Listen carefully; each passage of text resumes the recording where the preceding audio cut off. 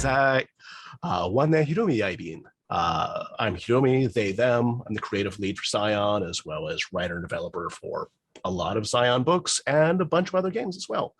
This is the Scion Showcase, where a bunch of writers and developers finally get to play the game. We talk about it and cause chaos for each other in the process. Let's meet our players. Michaela, who are you? Who are you playing? And what's their favorite food? Okay, hello everyone. I'm Michele Masela, he, him. I'm a Onyx Path freelancer from Italy. I wrote for the Chronicles of Darkness, the World of Darkness, the Trinity Continuum, Scion, and I also am a writer and a developer for The Day Came From line.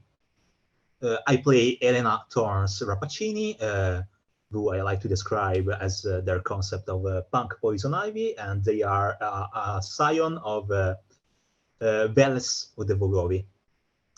Their favorite food? Okay, I'm really gonna make a distinction between mine and their. I don't know. Okay, I'll pretend they don't have easy access to food we are just as much. So I'll say that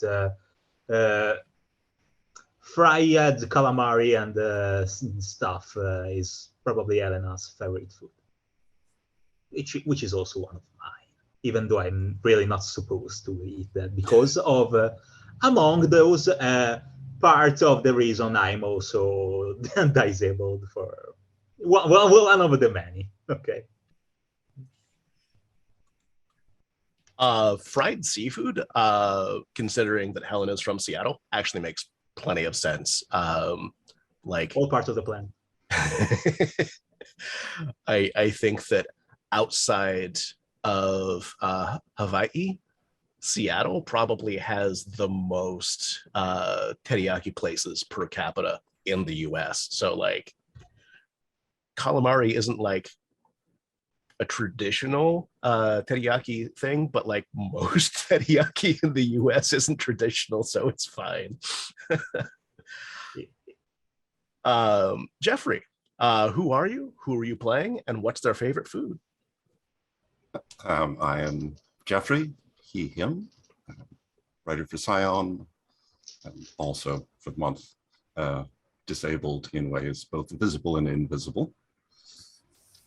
I am playing Mitch Hewlett, who is to heroes what the capybara is to the animal world. And his favorite food, I don't think it's come up yet, but I imagine him being a big fan of mostly Greek food, just because I've been having a craving for it recently and I want to blame it on my character. Yes.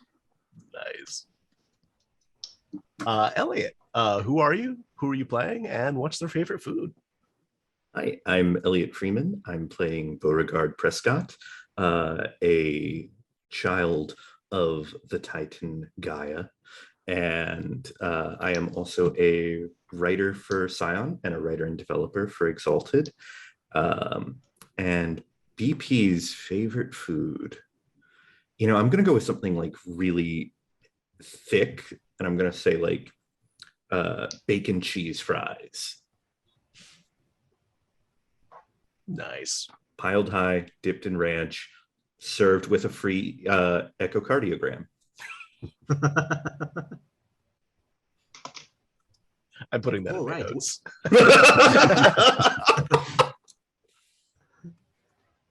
We can also say, since I think last week, that Jeffrey also wrote for They Came From, because that's been announced. Yes. Yeah. Thank you.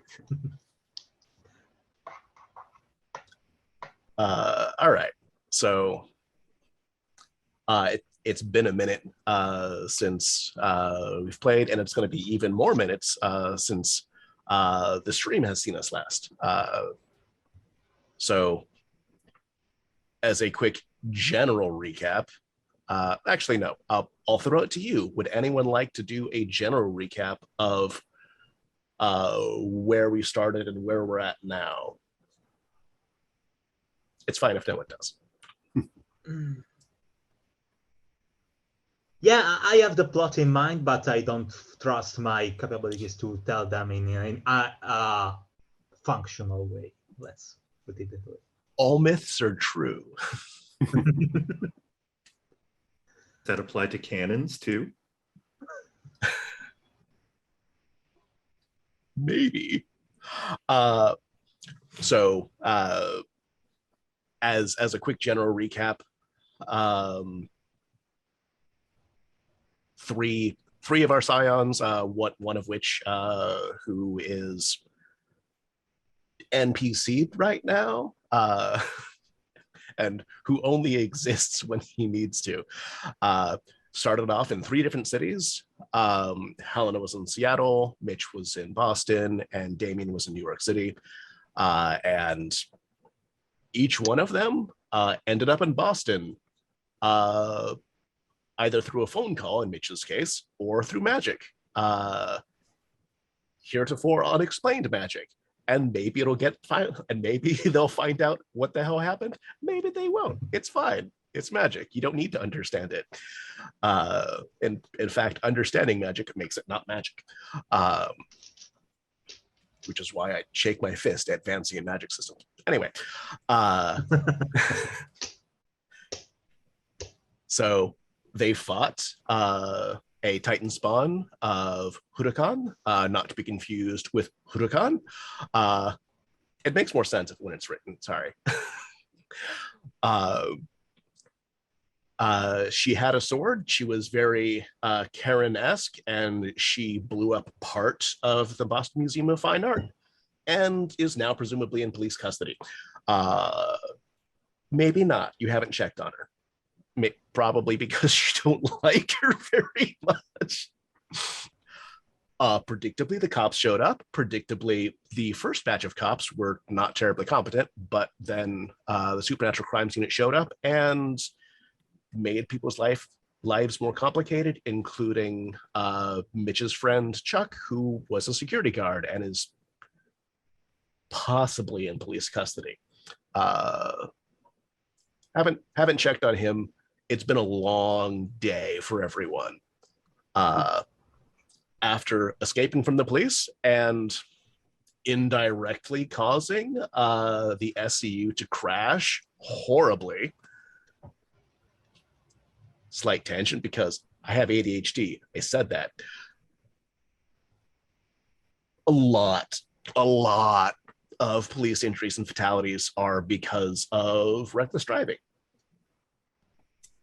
And it turns out games follow that. I didn't make them crash. They rolled badly. They rolled really fucking badly. The band went on to Salem because if you're in Massachusetts and you need to find stuff about spookiness, you go to Salem. That's the law. Got to do it. Found out a variety of things. Went to a Mrs. Nadar, who turns out to also be a Titan spawn. And someone that looked exactly like Helena and is almost certainly a Titan spawn of Chort, also of the Bogovi,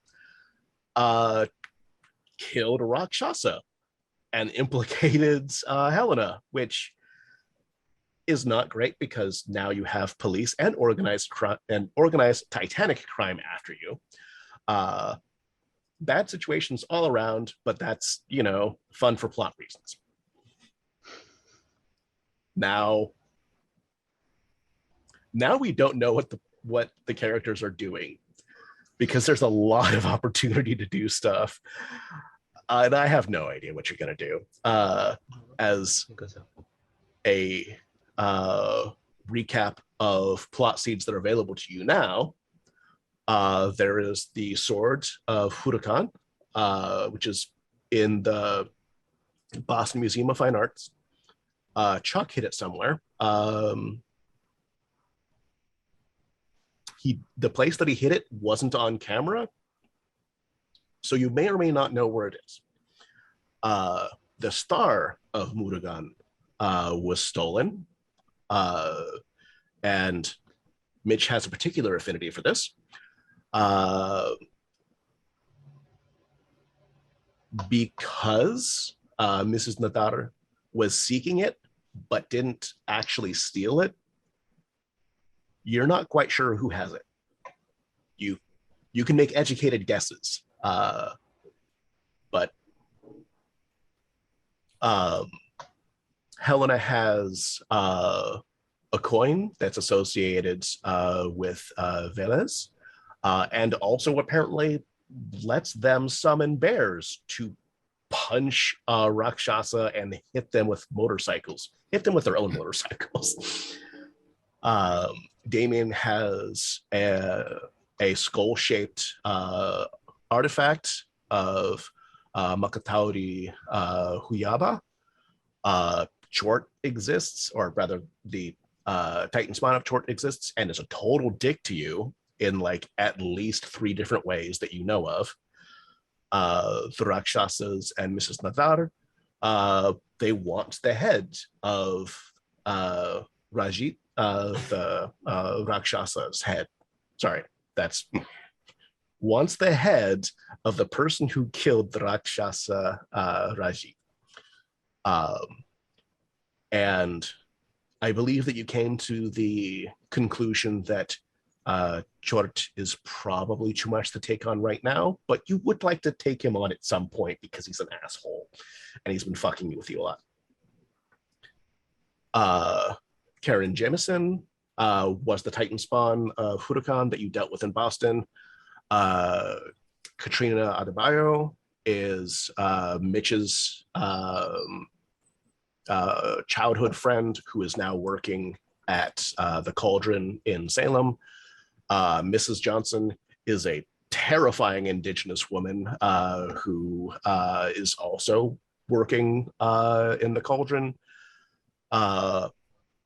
Helena is 3,000 miles from home and at least mildly upset about that fact, especially because their friends have no idea what's going on, and we're definitely expecting them back by now.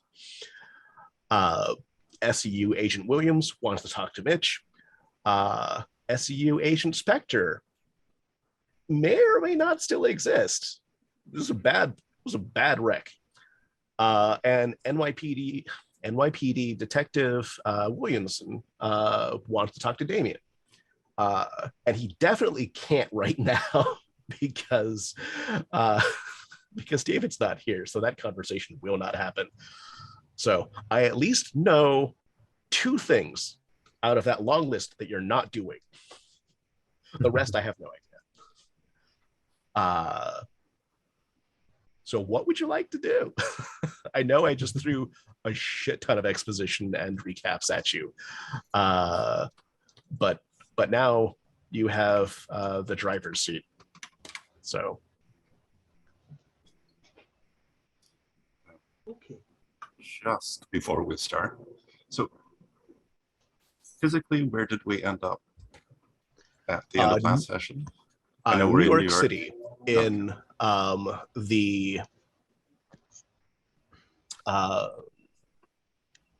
safe house of Damien that we have affectionately dubbed Side Piece Central.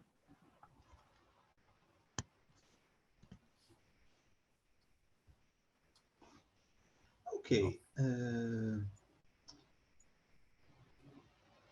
Has anyone any idea? Because I don't want to go first, and if others want to talk. But otherwise, I'll. Please. You're talking. Keep talking. Okay. Okay. Let's jump into Ellen a little bit. We had a good night of sleep that I think we also really needed. I think that Elena's plan is to check on their friends, but after talking a little bit with both Mitch and BP and Damien on the side, uh, and I approach the kitchen table. We can assume Damien has one. I assume he has a lot of tables in here, to be honest. And I think I'll sit down and basically groan that I think we could use to talk with Karen here and figure out, because the way I see it, things are probably connected. A shapeshifter who was not a Rakshasa stole the star. A shapeshifter who was not a Rakshasa framed us for killing a Rakshasa. So I don't suppose it's an absurd guess to imagine those are connected, if not necessarily the same Jarkas shapeshifter. And to steal the star, they made that mess with the sword. And I'm very, very sorry to say that at the moment,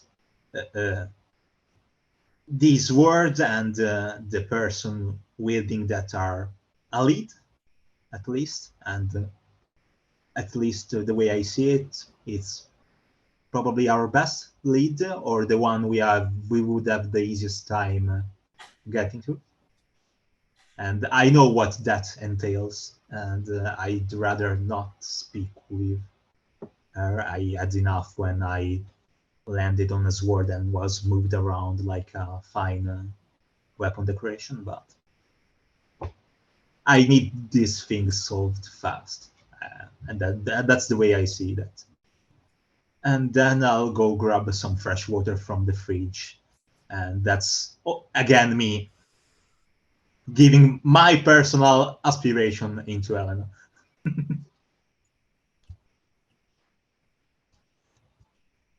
Oh. All right.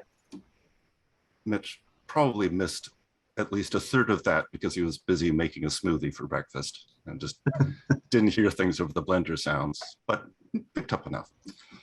So, see, this is why I wanted to get her number when she was arrested with us. But yeah, so we're. You were right all along. I'm sorry. Oh, no, It's no, just no. that It's just. Oh, please. Well, do you think? Yeah. It was. If Damien's lawyer spent more time around the police down in Boston than we did, then maybe he has that information. I mean, if he was getting information on everyone who got arrested. Yeah, I don't think that's a long stretch. It's possible. It's possible. Well, I'll wait till Damien gets out of the shower and we can ask. But, and you, BP? You know, I've just been having the weirdest time, and from the sound of it, y'all have been having it for just a little bit longer than I have. Only a few hours longer. Only a few hours, but a lot happened in those hours by the sound of it. They were eventful hours. Y'all made them count. I don't know. I'm here to help however I can, but right now the only thing I've seen is whoever the shapeshifter is that took down that Rakshasa, and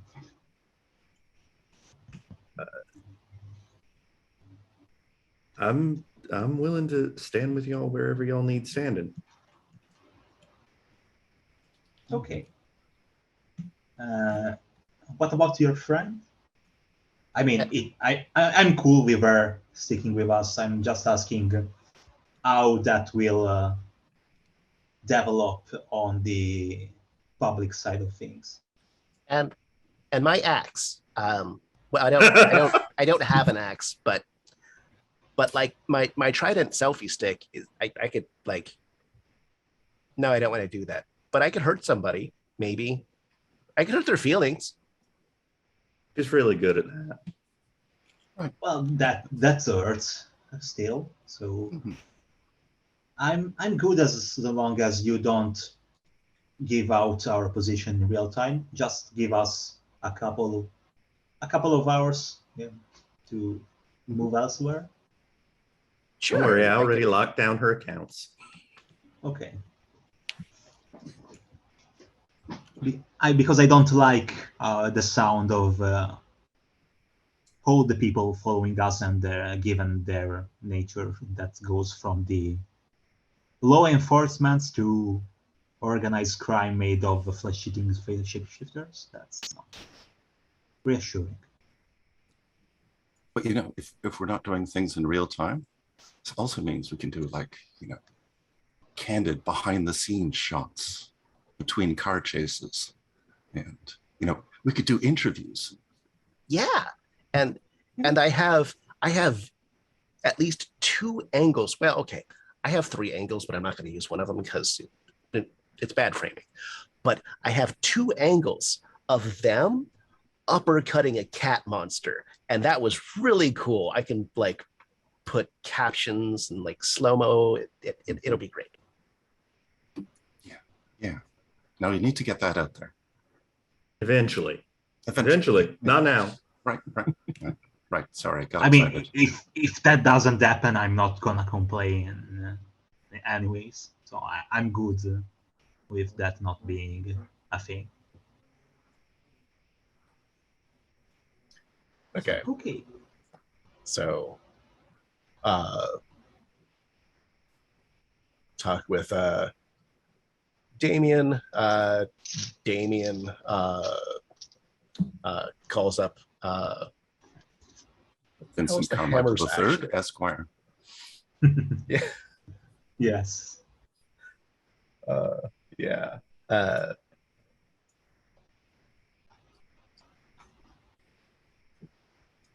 hammer here. Well, I'm here to smash down all your legal problems. So what are they? And for any law enforcement that may or may not be monitoring this call, by smash, I meant in the non-literal sense. I'm not advocating crimes, and you have no evidence that my clients are conducting crimes. So stop monitoring this call. This is anyway.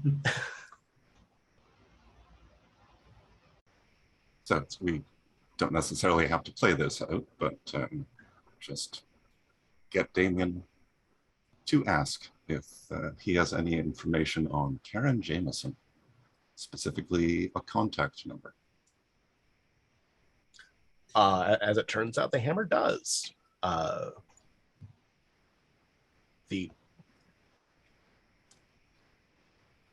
He has actually tried the number, not today, but later yesterday, and has not gotten a hold of her. But you get the distinct impression that he is deliberately holding back information because he is concerned about the phone being monitored. It may or may not be monitored, but he's concerned about it.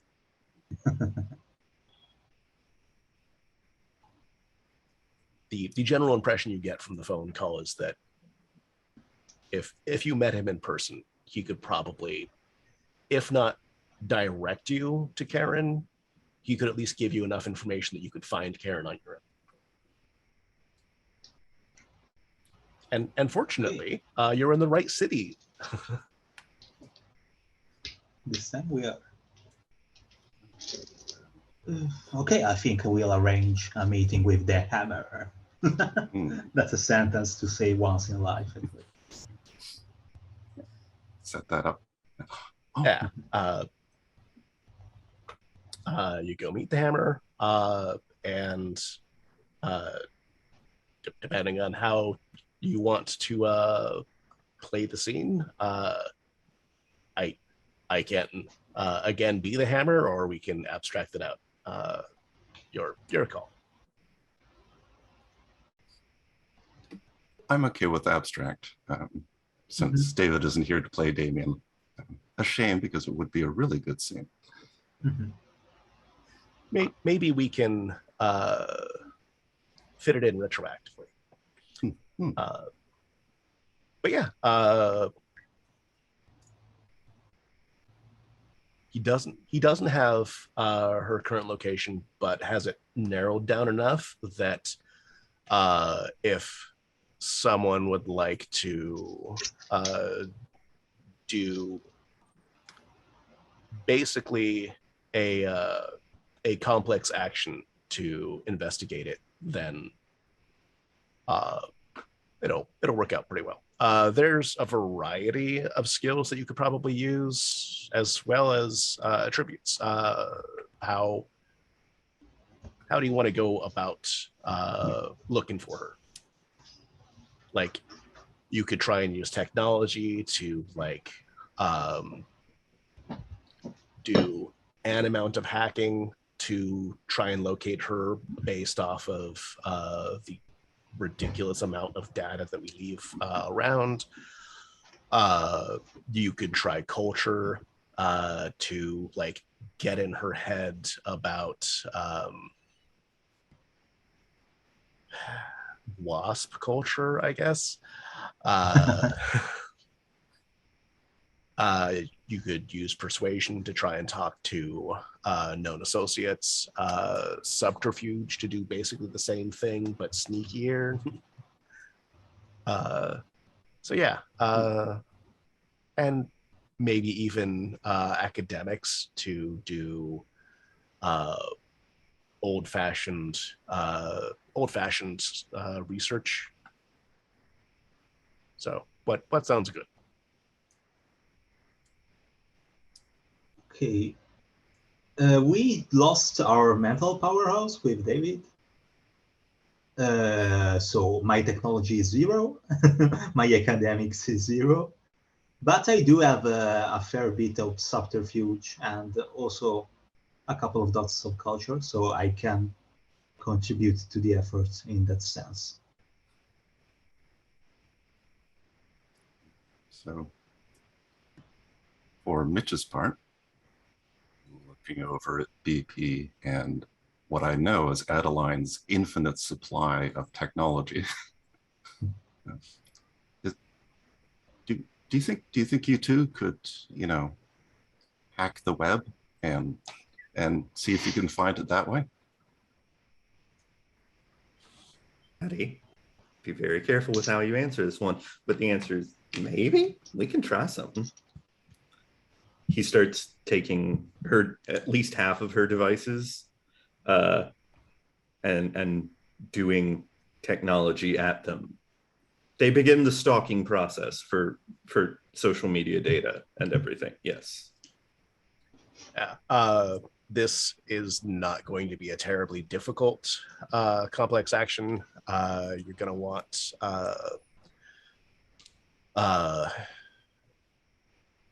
5 total successes. So technology plus resolve. Yeah, resolve. Because you're basically needing to sift through a lot of info, and it is tedious on the brain.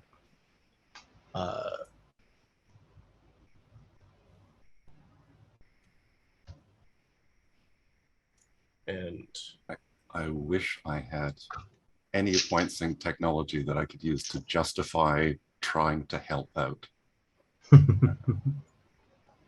3. Addison is helping out and is going to add 3. That's 6, which is more than 5. You're good to go. That's not generally how complex actions work, but doing complex actions the long way is not particularly fun on a stream, so not gonna do it that way.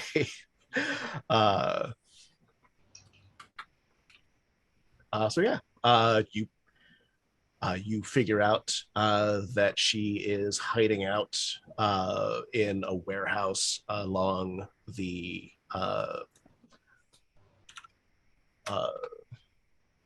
seaside, and damn it, what city did they put her in? New Haven. So Connecticut. basically, no, wait, sorry, what? Nothing. Sorry, go on. New Haven, Connecticut. I heard New Haven, Canada, and I'm not sure if that's actually what you said. All right. So, but yeah, it's basically right in between Boston and New York. So you're backtracking a little bit to get there. I mean, presumably to go meet her. But instead of a 3-hour drive, hour and a half. It's fair. Plus the time that it'll take to get out of New York City in a car. So yeah. Well, then 5 hours. So yeah, so we can drive up. She's in a warehouse. I guess that means we don't really have to call to let her know that we're on our way. That does tend to be the etiquette, warehouses you don't need a call-in card for. Okay, good. Yeah, it's the first time I've done this. All right. Yeah, I also don't like the idea that she might leave if the idea of us coming to meet her isn't cool with her. Oh. So we'll just drop by without any warning. All right, well, transfer my smoothie into a travel mug. Ready to go. Okay. Just an amazing mental image of like, it's in a conventional like glass, probably a pint glass, given where it is, and it's just like, all right, into like a big gulp container. Yeah. So anyone who would like to give me a pilot plus cunning. I have 0 there. I have some dice. Yeah. I know we need to fill that momentum pool again, but there's a time and place for that. 1 success. Okay. Speaking of momentum, I have no idea where you're at. I think David was tracking that, which means we have no idea, unless one of you was also tracking. I didn't formally track that, but I think we weren't out 2 sessions ago, and we failed like twice last time. So I think we are at 2. Okay. More than that, not for sure. So we have might be 1, but I'm fairly certain of 2. Yeah, I don't think you used momentum since running out. So 2 sounds appropriate, and I will flip a digital coin and see if it's actually 3. High or low? High. Okay. Fucking love you. 2, so not high. Sorry. But that you're still at 2 momentum, so you have stuff to spend. And You don't see anything weird happen on the way to New Haven. Well, I mean, you're driving through New York. You do see something weird, but you don't see anything suspicious. No, that's not true either. You don't see anything that smells of makes plot. you concerned. Are you sure? God damn it. You don't see anyone with an exclamation mark over their head. Okay. And David isn't here to see us throw shade at New York. So that's plus. Yeah, you'll have to edit this out. Oh, yeah. I feel like they'd know that there are concerning and weird things in New York. It's part of the charm. Yeah. So yeah, you arrive in New Haven with no apparent consequences. Takes you a little bit to find the warehouse that you got the address for. Mainly just because warehouse districts are, while well laid out, generally poorly numbered. Like, they probably had nice readable numbers, like readable from the road numbers decades ago. Maintaining those numbers, not on the top of anyone's priority. But yeah, you find the warehouse where you're pretty sure that Karen is. What do you do?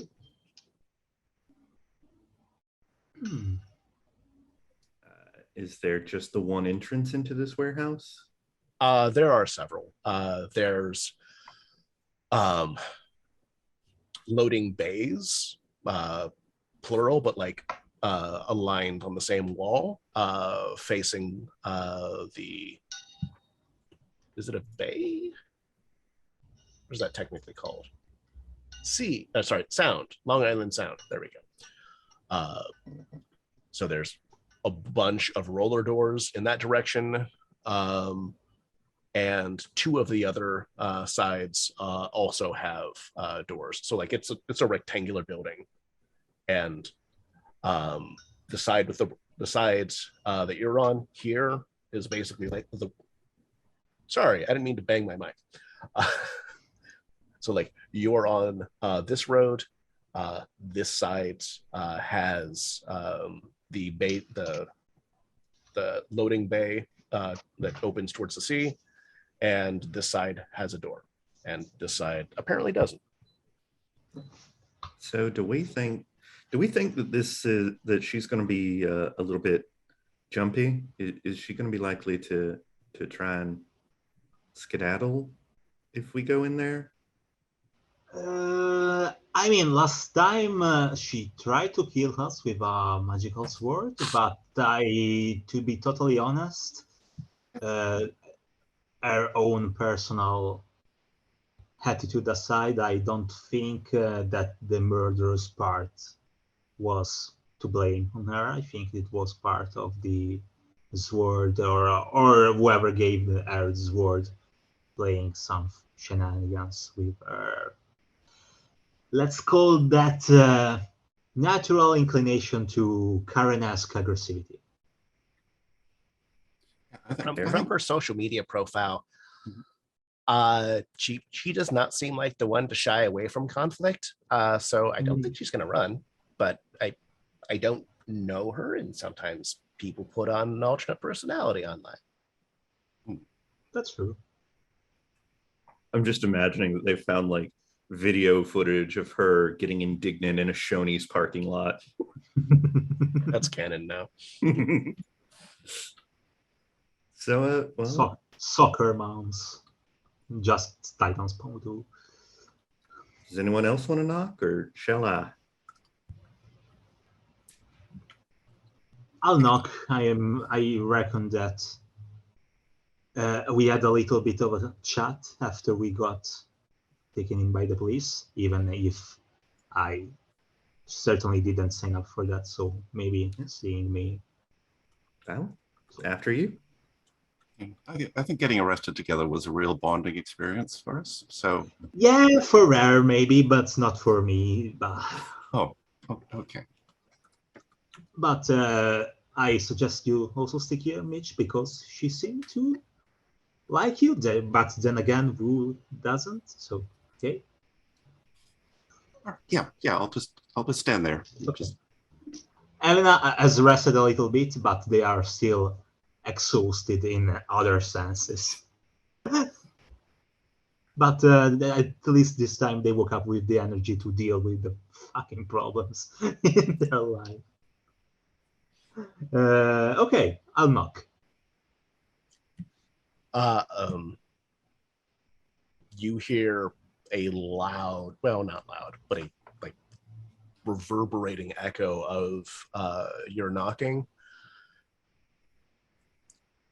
You don't hear like a who is it? But like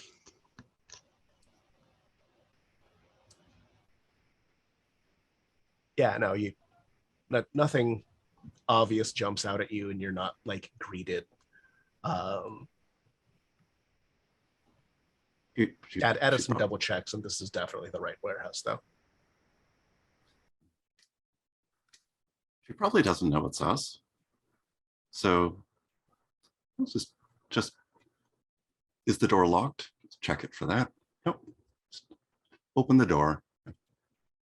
Karen, it's Mitch. You know, from yesterday. Got arrested. Oh, hi. Hi. Are you like? Why are you here? Oh, just want to talk with you for a little bit. You know, see how you're doing. Are you wearing a wire? Are you wearing a wire? Because if you're wearing a wire or a police, you have to tell me. That's how. Yes. Yep, that's how it works. If I'm wearing a wire, I'd have to tell you I'm not wearing a wire. Mitch too believes this is how the law works. Oh, precious cinnamon roll. I fucking love Mitch so much, and by extension Jeffrey, and also all of you. But like, amazing. Let's make another of the more you learn moments for the audience. Even I, from the other side of the Atlantic, learned that this is an urban legend, and police or people with wires don't have to tell you. Even if you tell this to them, you have to tell me. No, they don't. Oh no, the police can lie to you a lot. Yes, that has been routinely upheld in court. It's not a thing where I live, but I know that for many of you, it's an actual urban legend and it's fake. So,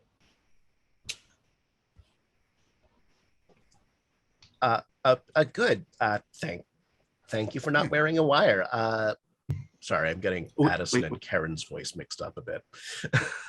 Oh, wait. Karen, are you wearing a wire? Oh my God! What?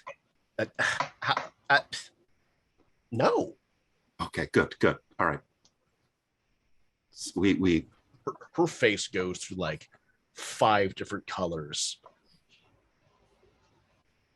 I didn't think you were, but you know, it's like if you say, "How are you?" and then I tell you, and then I say, "How are you?" It's like that, but for wires, you know. Oh, I think yes, that makes yes. It's a trust building thing. So, can we come in? Are you busy? I was going to eat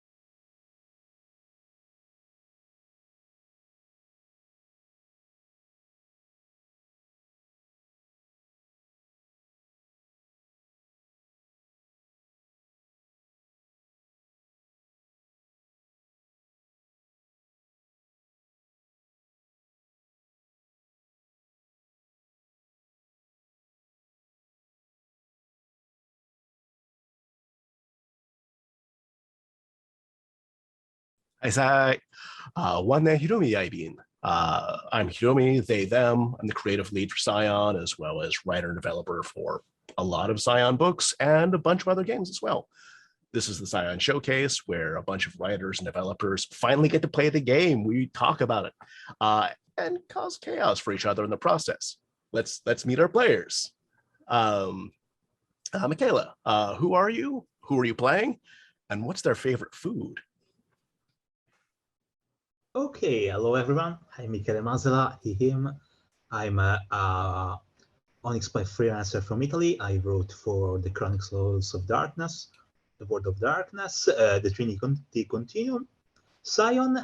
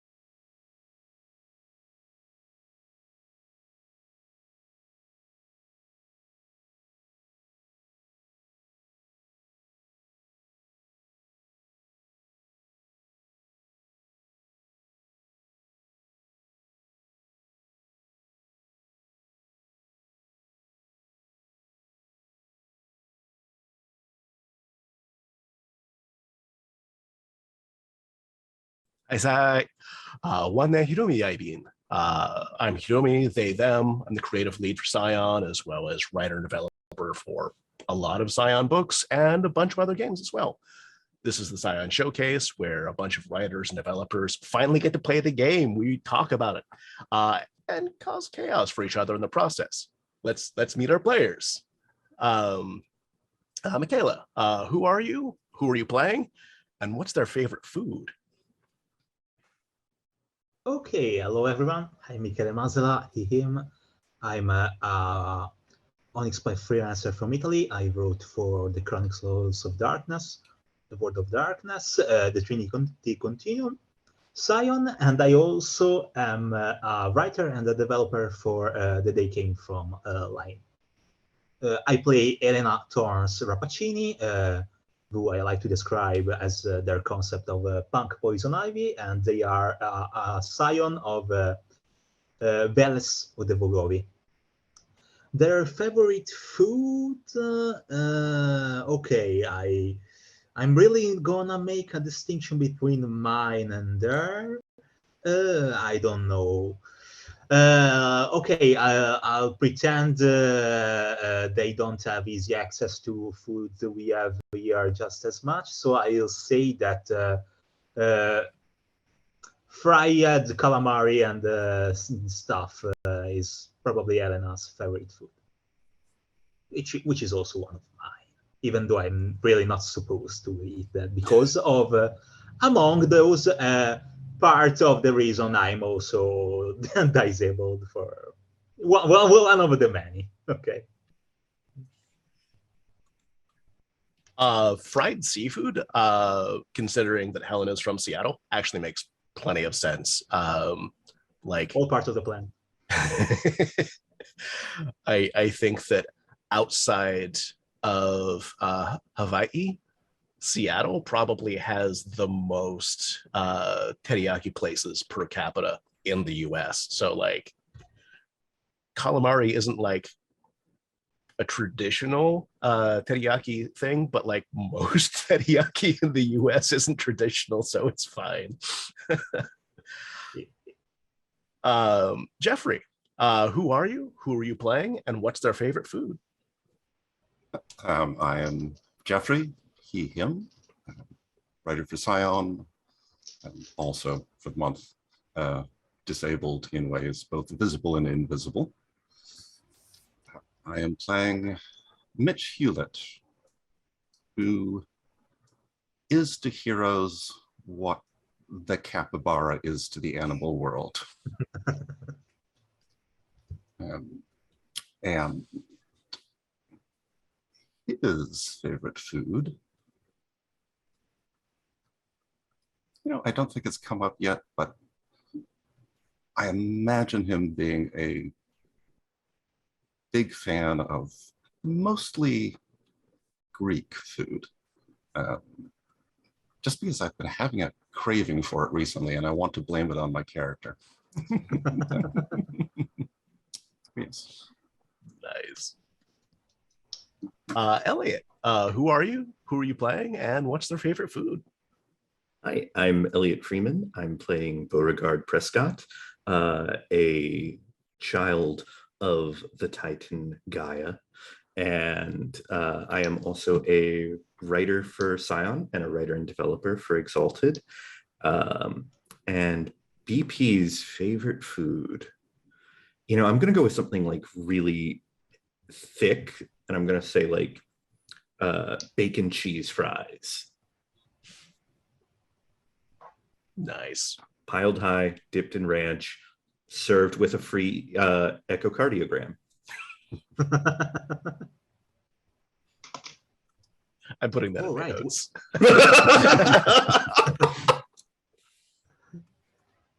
We can also say, since I think last week, that Jeffrey also wrote for They Came From, because that's been announced. Yes. Yeah. Thank you. All right. So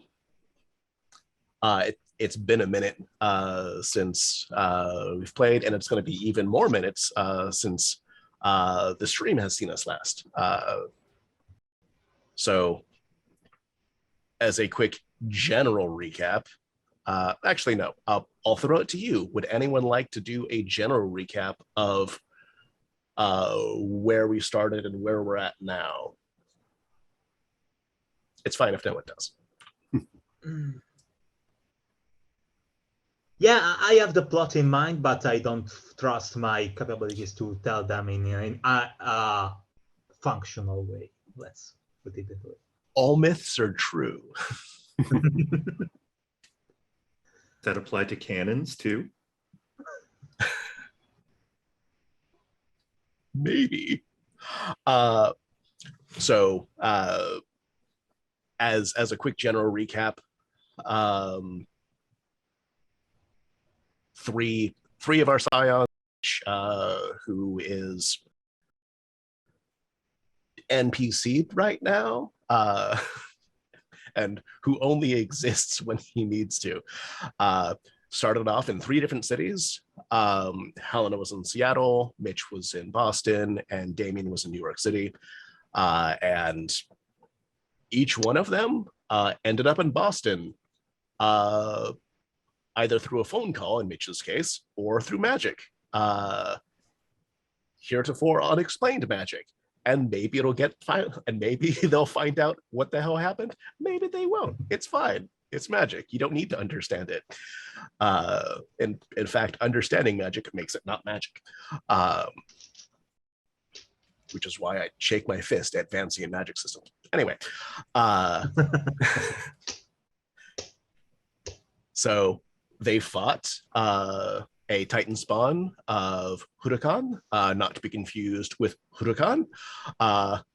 It makes more sense when it's written, sorry. She had a sword. She was very Karen-esque, and she blew up part of the Boston Museum of Fine Art and is now presumably in police custody. Maybe not. You haven't checked on her.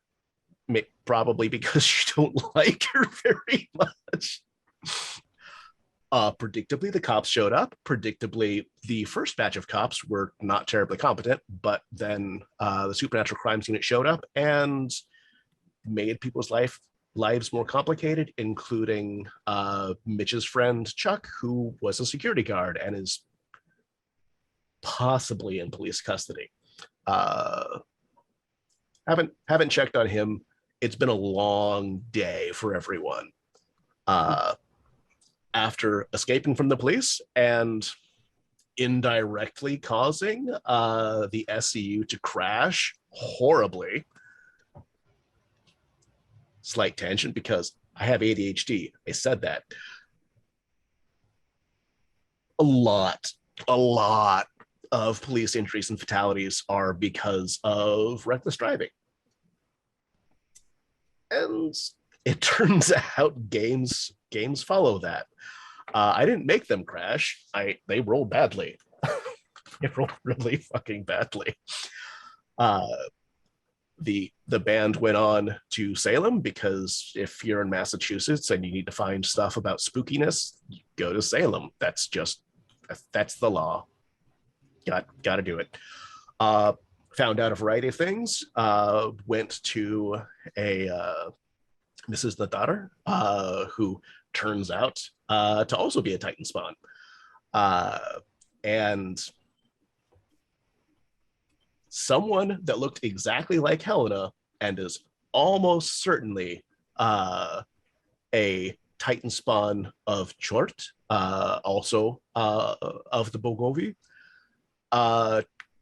killed a Rakshasa and implicated Helena, which is not great because now you have police and organized titanic crime after you. Bad situations all around, but that's, fun for plot reasons. Now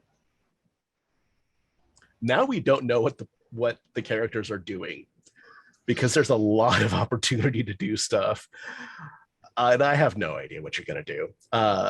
As a recap of plot seeds that are available to you now, there is the Sword of Huracan, which is in the Boston Museum of Fine Arts. Chuck hid it somewhere. The place that he hid it wasn't on camera, so you may or may not know where it is. The Star of Murugan was stolen, and Mitch has a particular affinity for this. Because Mrs. Nadar was seeking it but didn't actually steal it, you're not quite sure who has it. You can make educated guesses, but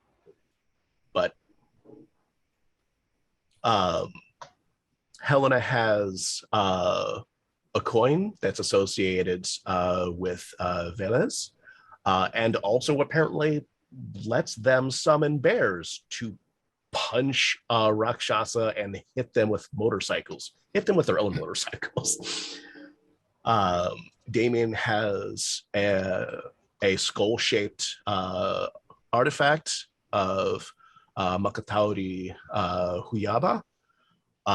Chort exists, or rather the Titan spawn of Chort exists, and is a total dick to you in like at least 3 different ways that you know of. The Rakshasas and Mrs. Nadar, they want the head of Rajit, the Rakshasa's head. Sorry, that's wants the head of the person who killed the Rakshasa Rajit. And I believe that you came to the conclusion that Chort is probably too much to take on right now, but you would like to take him on at some point because he's an asshole and he's been fucking with you a lot. Karen Jameson was the Titan spawn of Huracan that you dealt with in Boston. Katrina Adebayo is Mitch's childhood friend who is now working at the Cauldron in Salem. Mrs. Johnson is a terrifying Indigenous woman who is also working in the Cauldron. Helena is 3,000 miles from home and at least mildly upset about that fact, especially because their friends have no idea what's going on, and we're definitely expecting them back by now. SEU Agent Williams wants to talk to Mitch. SEU Agent Spectre may or may not still exist. This was a bad wreck. And NYPD Detective Williamson wants to talk to Damien. And he definitely can't right now because David's not here. So that conversation will not happen. So I at least know 2 things out of that long list that you're not doing. The rest I have no idea. So what would you like to do? I know I just threw a shit ton of exposition and recaps at you. But now you have the driver's seat. So. Okay. Just before we start, so physically, where did we end up at the end of last session? I know we're in New York City, in the safe house of Damien that we have affectionately dubbed Side Piece Central.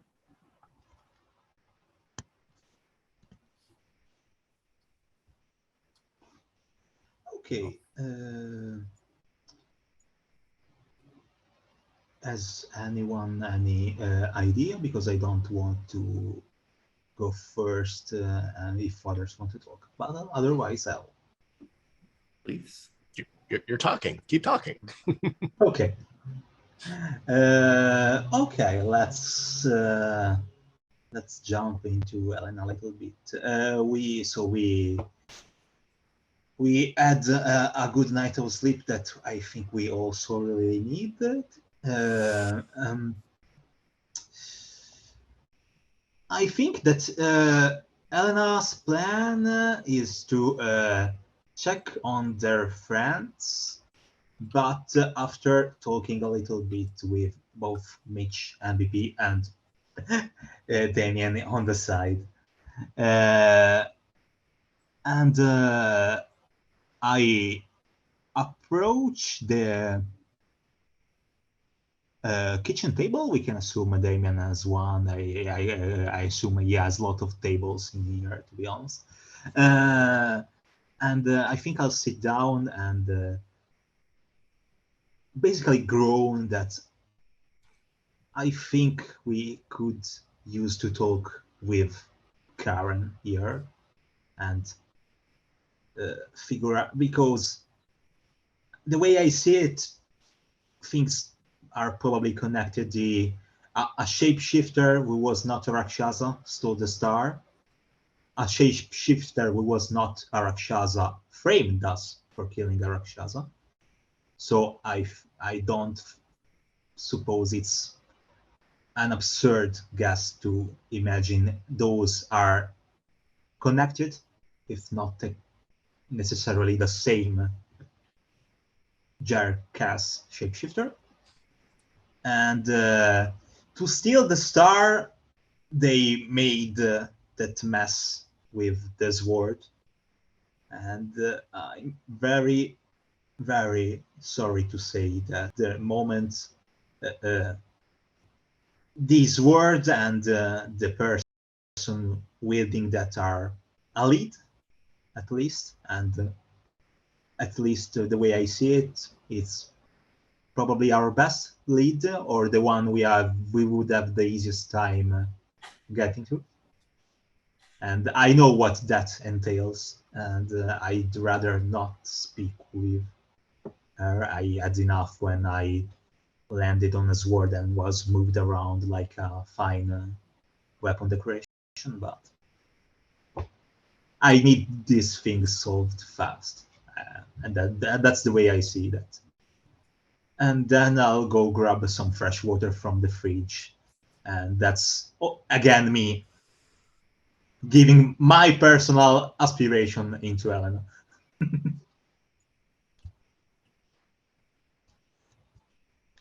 Well, All right. Mitch probably missed at least a third of that because he was busy making a smoothie for breakfast and just didn't hear things over the blender sounds, but picked up enough. So You're knocking. You don't hear like a who is it? But like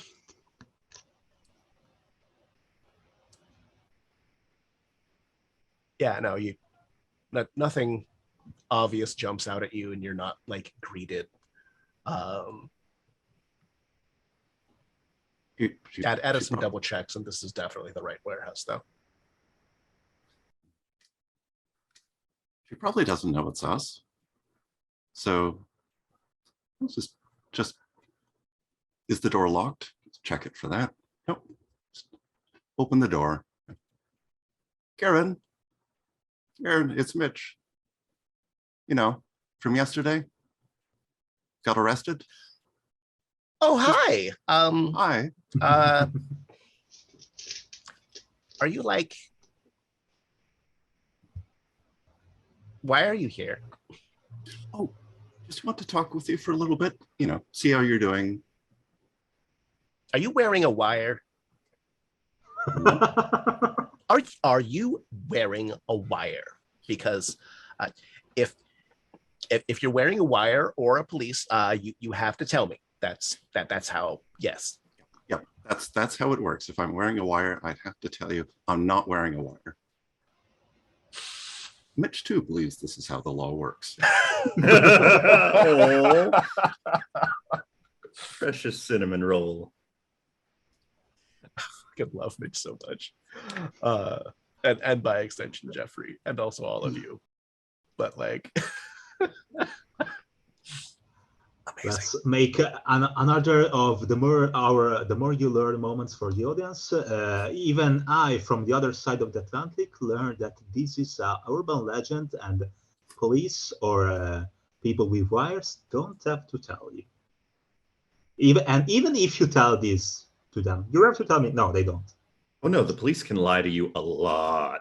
Yes, that has been routinely upheld in court. It's not a thing where I live, but I know that for many of you, it's an actual urban legend and it's fake. So,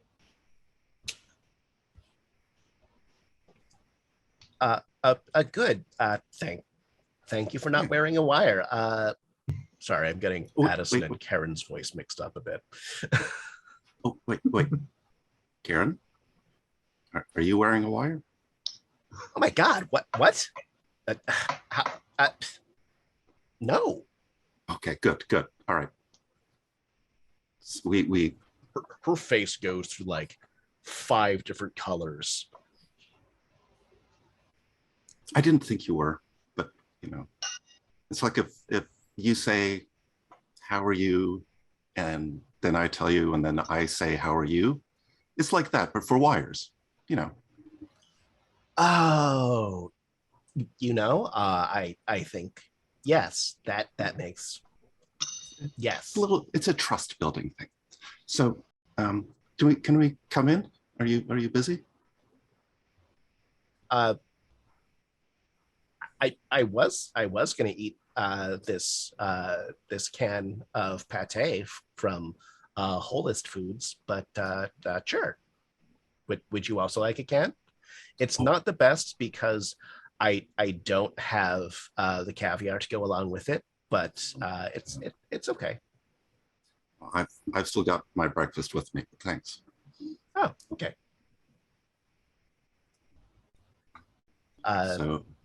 So you remember Helena, and this is our friend BP, and his friend Adeline.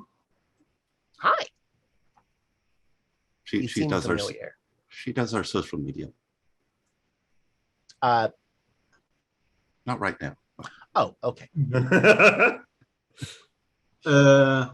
Yeah, but they are from the Community Appreciation Committee, and they wanted to interview you because of your important help and your role into as a central figure in the New Yavin upper class environment.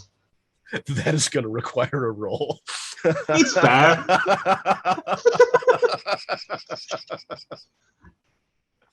I'm just trying to use their presence to make their tell things without any filter. Yeah. Probably persuasion plus manipulation. Can I go for subterfuge here because I'm lying a lot? Okay. Yeah, that'll work. Karen doesn't know Addison well, but Addison is definitely giving off important blogger influencer vibes, so that's going to be an enhancement. Okay. It's a honest 5 dice pool. And that will be okay. It's with the enhancements, it goes to 3 successes. I don't know if that's enough. It is. Okay. I was counting that as an opposed roll, and she got a 9 and a 10, so I needed to re-roll the 10, and it was a 3. So no, it 3 successes beats her 2. You have to thank Adeline for this. Yeah. It's a team effort. It's a fucking weird team effort. It's a fucking weird team. But it works. So yes. I was thinking when Mitch followers and my creature will join this team, it will get even weirder. My followers could be here right now. I don't know. Very well could be. So you're here for an interview. Make sure that you get my good side. And within seconds, Adeline has a 3-point lighting set up, and you do not understand how she did it. She has a backpack. It doesn't seem big enough to hold all of this, and yet as she was pulling it out, it seemed like it fit. Like, it doesn't seem like it's an actual relic backpack. It might be, but it just kind of seems like she's really good at fitting a bunch of this shit into a small bag. Dominion powers.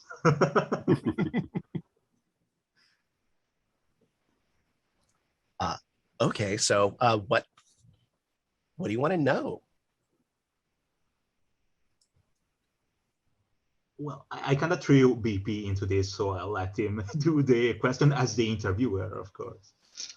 Oh, that's a terrible choice.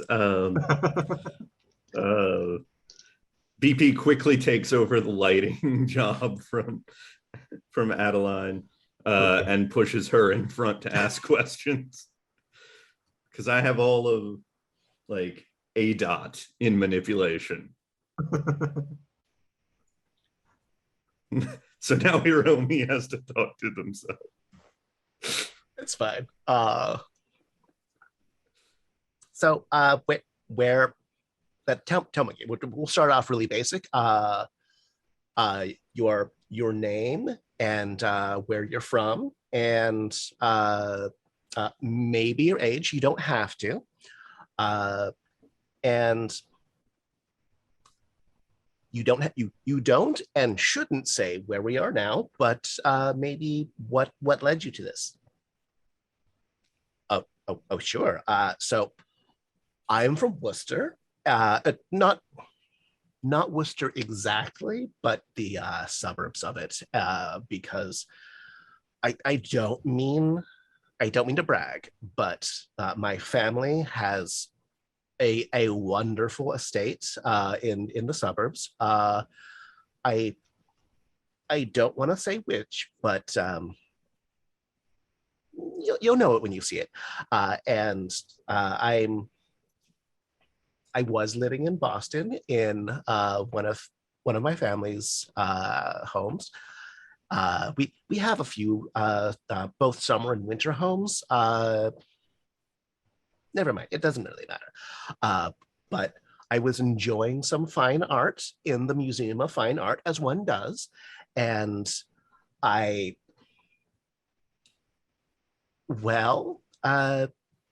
things happened to me, and none of it is my fault. It just happened. No one's to blame. Oh, okay. So we heard that you had some kind of this is going to be part of the interview and people are going to see it, but so I don't want to say it was a weapon. I don't want to say it was a deadly weapon, but you had an item. Yes, I had an item. I definitely had an item. I don't know where I got it from, but I certainly had it. And there was some kind of phenomenon that made the windows explode. And in the process of this, I was hit in the head by a flying fire extinguisher. I'm not going to blame anyone, but it hurt. It hurt my head, and it also hurt my feelings. That sounds really rough. So do you know where the item is now? You know, I don't. So the police came after me very roughly. They were very rude to me, and I have filed many reports. Like I have gotten very good at filing reports against the police because they are not always nice. No. And oh yeah, I know they always talk about like wanting a film permit and getting permission to go into various locations, and they're very rude sometimes. I know, right? They're extremely rude. So anyways, I don't know where the item is. I have an idea. I can sometimes kind of feel it. I still don't know why I have it. And the last time that we spoke, well, not the last time that we spoke, but the last time that we spoke, you asked me where I got it, and I still don't know. I kind of feel like things just happen to me because I'm a good person and I deserve it. But that one's kind of, I don't know. But like it feels like it felt like it belonged to me. So I think if I'm close to it, I could probably find it. I also think that maybe the Boston police are going to be slightly upset with me, or at least the Massachusetts SCU. Wow, that's fascinating. So I think we still need some more background information and sort of like get your social media information and do any shout outs you want.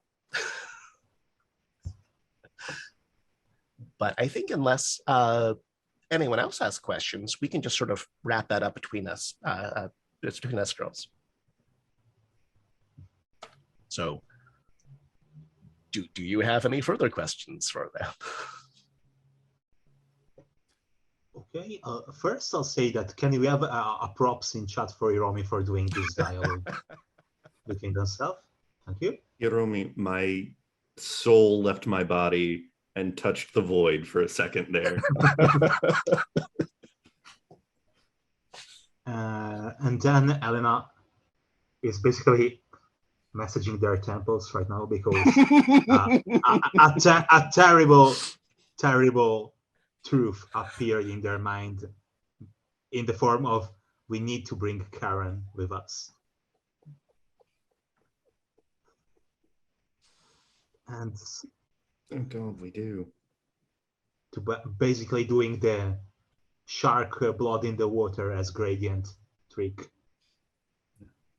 So Elena will say in what perhaps is an uncanny demonstration of Russian grimness that come to them from way far.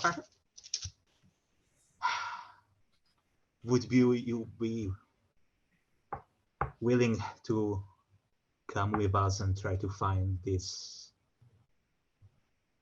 word? Because I'm not going to say item, since we cut the thing.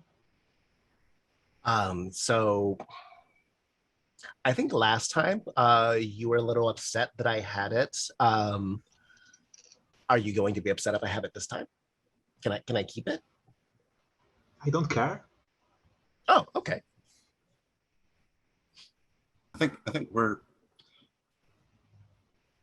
correct me if I'm wrong, I think we're really interested in who might have sent it to you. So if we can get you back to it, maybe that'll, I don't know, jog some memories, or you'll feel some different connection for someone else out there, or you'll remember what the return address was on the parcel that came in, something like that. Oh, yeah, for sure. Yeah, I'll. That's a fair trade, I think. I think that's good. Oh, okay. Yeah, that sounds fantastic then. Quick clarifying question. We're gonna leave Boston after that, right? At least until the misunderstanding with the police is resolved. Oh yeah. Oh, okay. We can. I think that I saw when I was going through town that there's a hole of food just up ahead. Maybe we can pick up some caviar, have that as a road snack. That sounds lovely. Okay, good. All right. So yeah, it Pile back into the car. Karen seems perhaps not thrilled about going, but at least a little excited to get her sword back. Mm-hmm. And also to be around people who aren't trying to arrest her.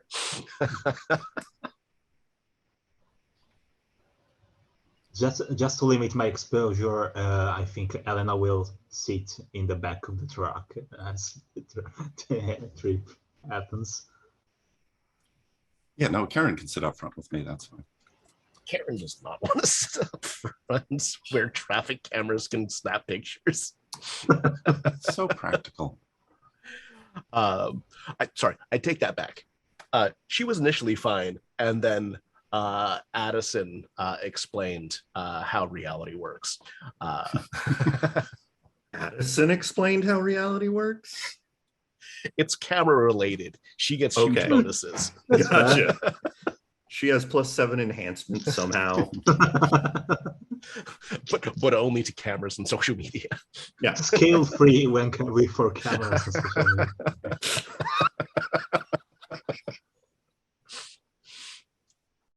Instagrammers. Yeah. So yeah. We drive on. Roll for random encounters. I mean, the encounters aren't random. Whether or not you see them coming is a different matter.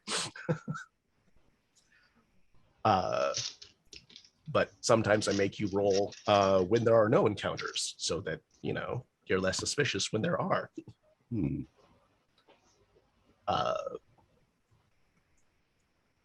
But speaking of which, please roll pilot plus cunning.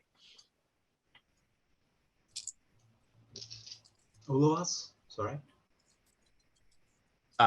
Whoever would like to. Okay. I'll give it a try with my Oh my god. mighty 3 dice pool. I mean, the worst thing that can happen is you get momentum, right? Mhm. Well, I guess that's not true. The worst thing that happens is you botch, and I need to throw something weird at you. Last time I botched and I got a shapeshifting assassin after me. But this time I just failed. Yay, momentum. Oh I, on the dear. other hand, got 4 successes. Good lord. Go, Mitch. Nice. So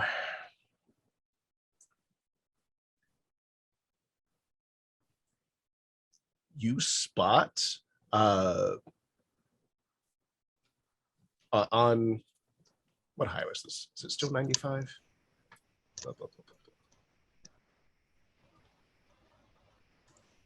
I'm not untangling that ridiculous mess of highways that Connecticut and Massachusetts have. I'm just not.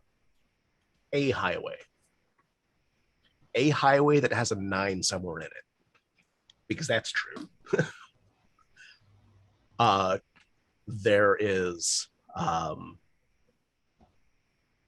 a very clearly rented SUV on the side of the road that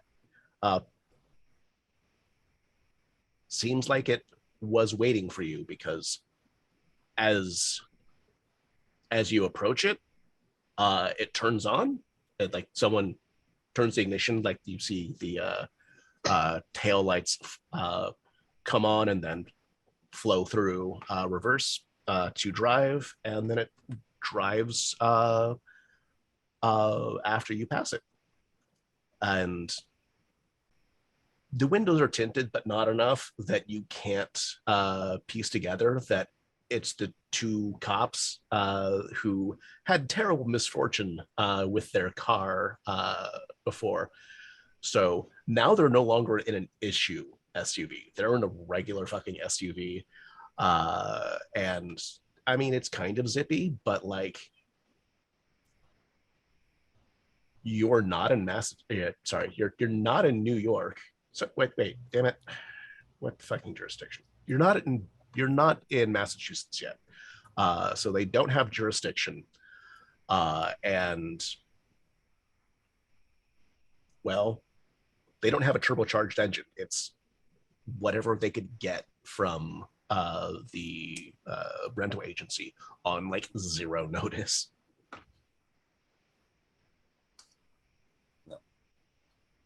I'm going to assume that succeeding at this role means not just that Mitch noticed this, but clued in enough to go, this is worth pointing out to other people. So, yeah. Guys, don't make eye contact. But I don't even know why he said that. But the those SCU people that were following us before, I think they're in that car back there. Shouldn't have pointed. So what should we do? Point, do we just want to talk to him, or I mean, I don't think they're going to let me ruin their engine again.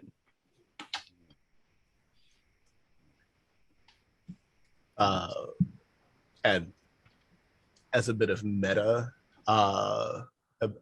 metagaming, that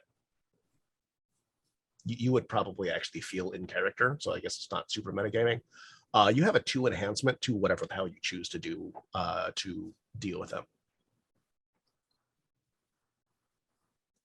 Because Jeffrey rolled very well. Oh, for that, okay. Oh, and don't forget that you now are at 3 momentum. So, I mean, if we wanted to talk to them,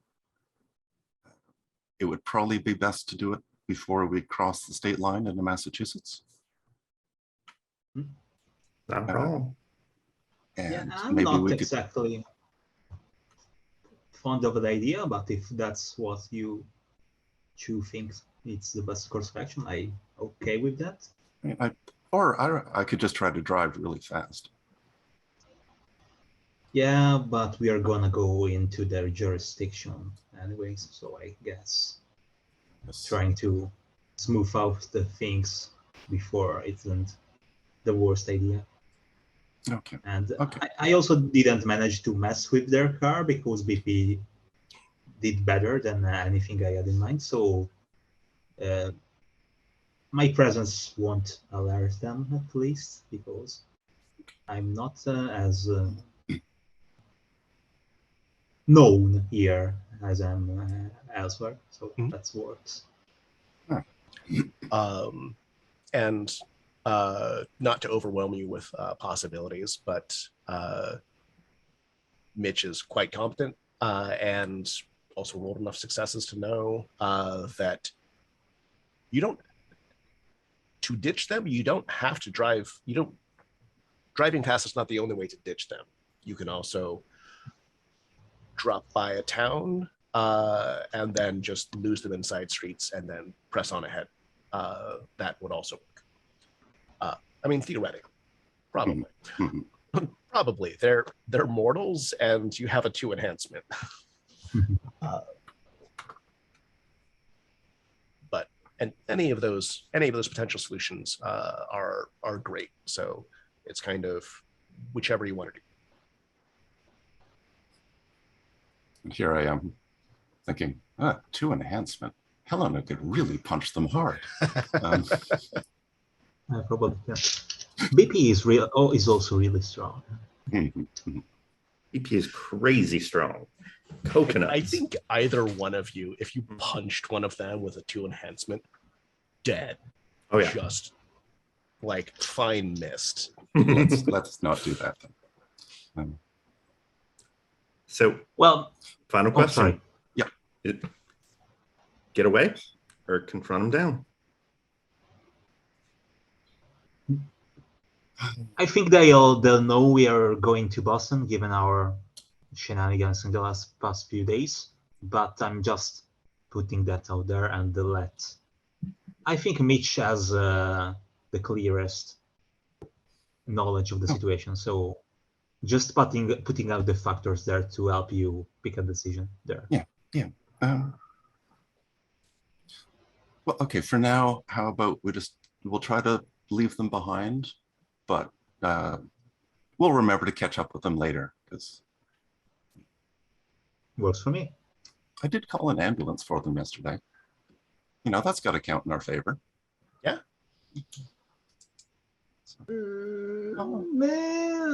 Okay, Mitch. Okay, Mitch. I'm sure it will, Mitch. I'm sure they'll find their art will grow 3 sizes, and they'll find some mercy for us. Yeah, that's what people are like. Yes. All right. The next small town that we pass through, I'm going to try to weave my way with all of Mitch's subtlety.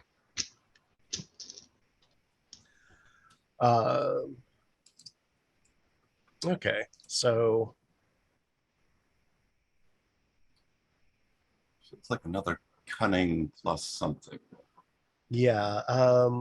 Manipulation. So this is either going to be pilot plus cunning again, or empathy plus manipulation, because you are essentially trying to get in their heads and figure out what they think you're doing, and then exploit that. Actually, I could see cunning working for that also. So empathy plus cunning, or manipulation, or pilot plus cunning. Either of those 3 will work. As it happens, my dice pool is exactly the same for any of those combinations. But I think I will try to make this, just in case it matters, the empathy plus manipulation. Sort of think about, where would they want me to drive? I won't go that way. That is the full depth of Mitch's strategy here. Oh no. Oh. One success. Oh, which I guess becomes 3 successes. Yeah. Thank Good job, both past and present Jeffrey, because they rolled 2 successes out of a 4 dice pool, which is kind of impressive. But 2 doesn't beat 3, so you're good to go. And I mean, sometimes holding that information back is fun dramatically, but like it is visually obvious when you lose somebody that's pursuing you. Good. Well, I don't think I've ever been followed like that before. It's kind of unnerving. Anyhow, drive on. Not realizing this is probably about the 3rd time we've been tailed, just the first time we've noticed. It is the 3rd time that you've been tailed.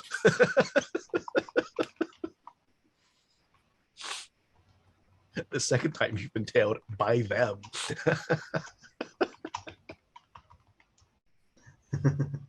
We are so good. But Mitch is a capybara, so it's cool. Yeah. You arrive in Boston. Are you going straight to the Museum of Fine Art? To park near-ish, a few blocks away.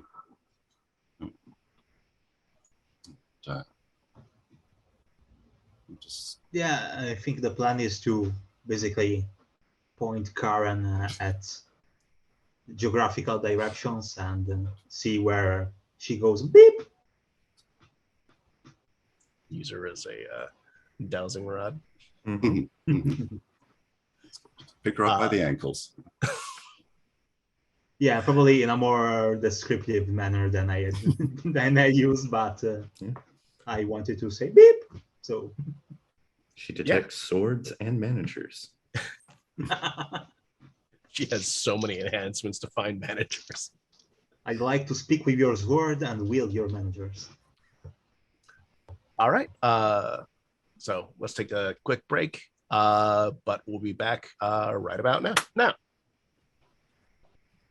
All right. So our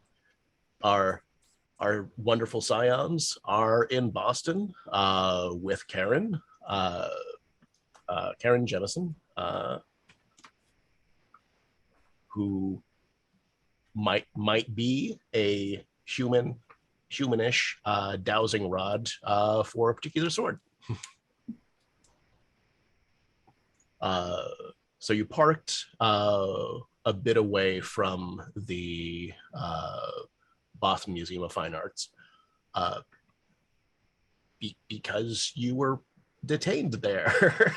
and it's presumably, if not a crime scene, someplace that people are paying more attention to because there's probably still a significant amount of shattered glass all around. Mm-hmm. So what kind of strategy do you have for getting inside? Like, is this a heist type escapade where like you're trying to go in through like a rooftop vent or something? Are you just gonna like stroll up to it and then just sort of duck inside? Are you gonna solid snake it and throw cardboard boxes on top and just like crawl in? What you doing? 5+ enhancement for the cardboard boxes. I don't think that'll fly in Scion. They came from 100%. They came from that. That should be a cinematic. That should have been a cinematic for They Came From Classified, and I didn't make it one, and that was a missed opportunity on my part. If we get to do like an expansion to They Came from Classified, I'm putting it in there.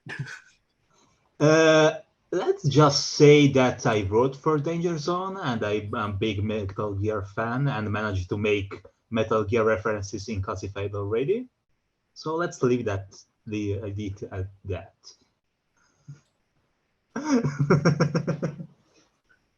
That'll just be between us and stream watchers.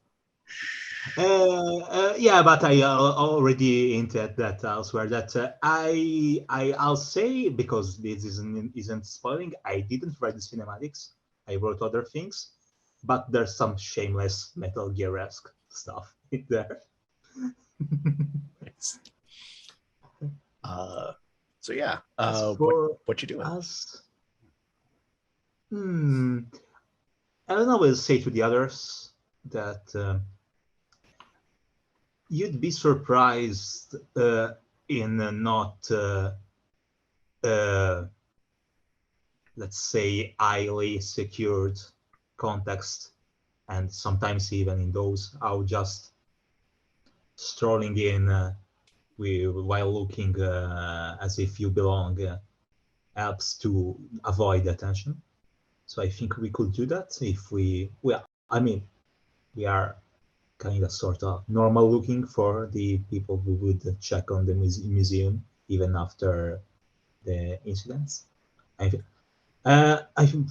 I'll, and this is not me, not talking, is thinking. I'll check on if the museum is actually open while they are repairing stuff, or if it's closed for the day, because that might infer our choices there. It is quote unquote closed for the day. There are a decent number of people around it, either just like passing by and gawking because it's in a relatively populated area. And there are some contractors. Well, no, not some contractors. There's a contractor and an assistant, and then some museum staff. So it's not open, but there are people around.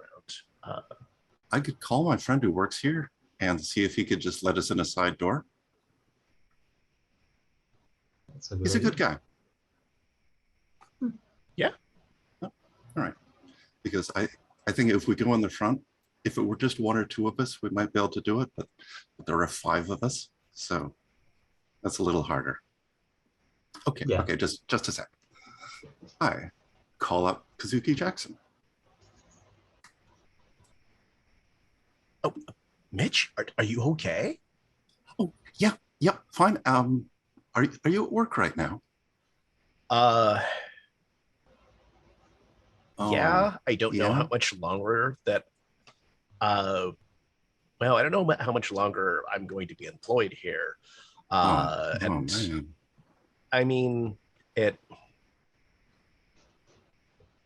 I've been cleared of everything as far as I know. I mean, the police are kind of chaotic. I don't know exactly what happened. It sounded like maybe someone stole a squad car, and then a different wing of the police stole another squad car. And I don't know. It's a big mess. But it's not like we're swimming in donations here. So anyway, sorry, I don't mean to ramble about my problems. No. I wanted to hear that. Oh man, I'll keep an eye out for places where I don't know that I think would really benefit from having you. I really appreciate that. Thank you. Of course. Could you do maybe a teensy tiny favor for me and a couple friends? Oh yeah, sure. What's up? Well, a friend I'm with left something behind in the museum yesterday, but I see you're all closed up. Any chance we could just pop in for a little bit? It's kind of important. Uh, Won't touch anything. Just yeah. Yeah, I mean, depending on when you're arriving, I could either like maybe prop the service entrance up or just let you in, I guess. I don't know. When were you planning on swinging by? Oh, so looking at the front of the building. Could be anytime. Maybe the service entrance. Maybe that's a good idea. And you don't even have to know that I'm there. Oh yeah, sure. Winks as good of a nod to a blind bat. If you no, never mind, doesn't matter. Sure. Great, yeah, thanks. And then when I get back after this, though, I mean, we gotta like go out for drinks or something. Oh yeah. Yeah. I think we could both use. Yeah. Yeah. Okay. So thanks so much for this, Kaz. Oh yeah. It's been so chaotic, and anyone who's been inconvenienced, harmed, screwed with, put out by this whole thing, I'd like to help them out if I can. So yeah, if your friend's missing something, we'll try and find it. That's great of you. Okay, yeah. Well, so I just do a quick check to sort of make sure I know where that particular service door is, and then wrap up the conversation there. Yep. Takes you not a lot to get there. And then Kazu opens the door and is mildly surprised to see you already there, but okay. Took less time than I thought.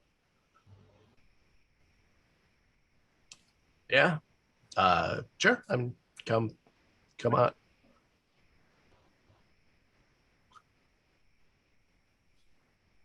What are you doing here?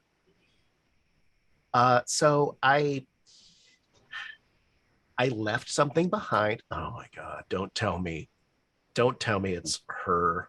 I know I caused problems here, and I'm very sorry about that. Hey, does remind me, Karen.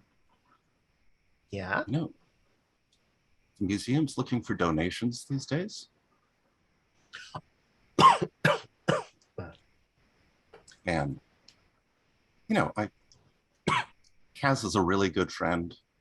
And, things have been a bit thrown off for him. So, if you could spare a bit sometime, we get you one of those little plaques.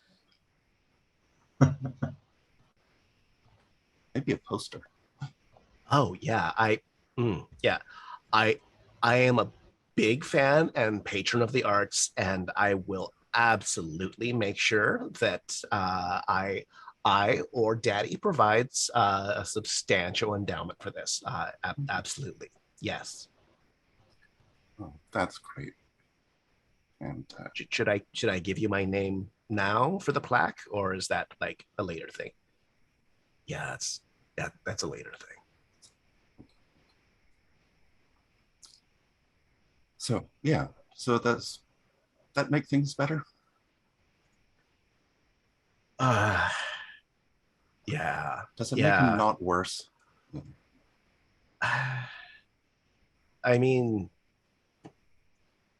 it makes things good enough, which is kind of where I'm at here. I mean, again, I don't know how much longer I'm going to be working here, so don't burn the place down. Don't make it worse than it already is.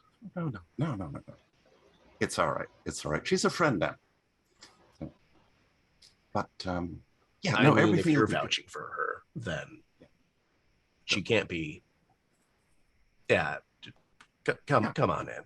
Okay. All right. Thanks, Cass. We'll work all this out. I mean, you won't just keep your job, you'll get a promotion, I promise you.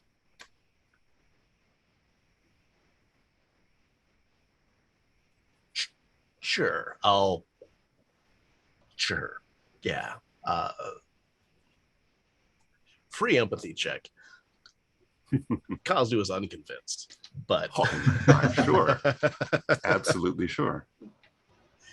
You could Nick try to himself convince him. Is reasonably convinced. Yeah. That's all right. Not going to push it too much. It's just that, this is my personal spirit of toxic positivity radiating out. Everything's going to be fine. Just think happy thoughts. All right. Wait. What are you doing here? Oh, yeah, I'm just here I'm making a documentary. What?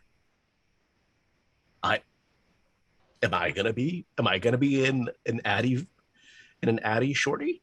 Well, it's actually not a shorty this time. It's actually going to be not feature length, but then extended. It'll be up. Not today. It'll be a bit. That's amazing. So it seems like you're. I mean, no, come in. So it seems like you're a little pressed and a little maybe not want to do live stream. So I won't post this immediately. But can I get a selfie? Oh, absolutely. Oh, so he's a fan. Okay. I can't take her anywhere. Literally. That's what being friends for with an influencer. All right. In we go. Yeah. So, okay. So Karen, important question. Is this a talking sword? I don't think so. If it does, it might not be in a language that I understand all that well. But like, I don't know. It maybe it has a mind of its own. Maybe it doesn't. I'm not really sure. I do feel like a different person with it. But who doesn't feel like a different person when they have a sword? Like, PP stares off into the middle distance in fond memory. So are you getting any sword vibes? Oh yeah, absolutely. It's over there-ish. Let's go over there-ish. And from what you saw on the surveillance video, that you actually have a copy of with you, that's in the right general area. Chuck could probably confirm it if he weren't probably in police custody.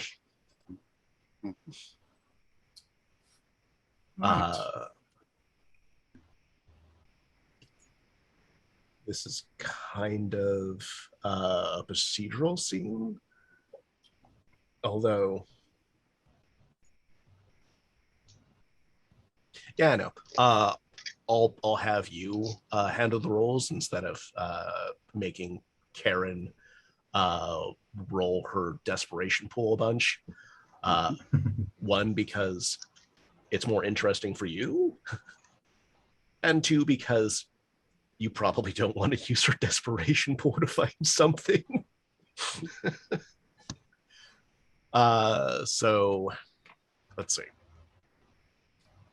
Academics, culture, empathy,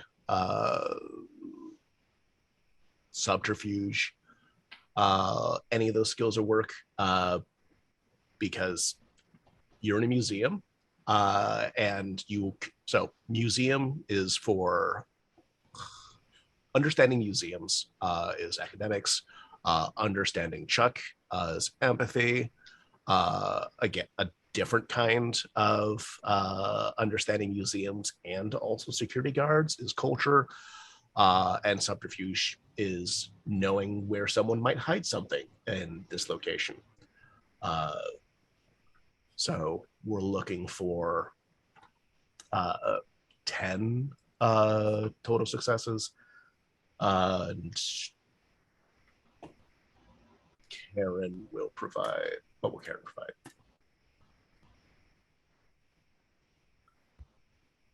Okay. 3 enhancements for 2 of those milestones. Nice. And you can all participate. I'm only going to take the highest number of successes, but that basically means roll 3 times and take the highest, which is, solid. Yeah. The stat for it is either going to be any of the mental ones is actually going to work. Probably cunning or resolve, but if you made a halfway reasonable case for intellect, I'd probably take that too. So we're trying to figure out where he might have stashed something, right? Mm-hmm. Mm-hmm.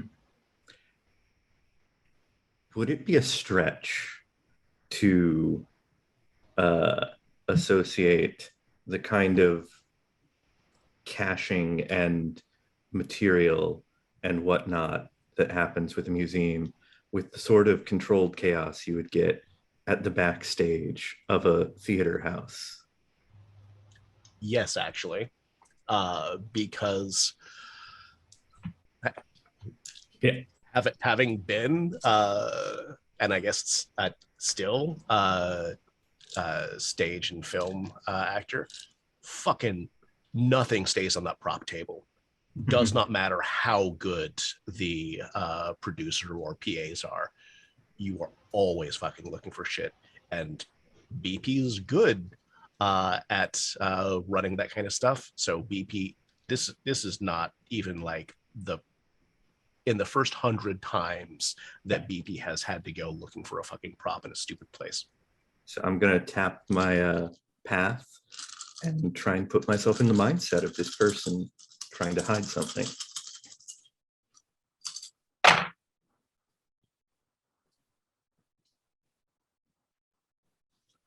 Jeffrey, Michaela, are you also rolling? I was thinking about culture and cunning. Okay. Okay.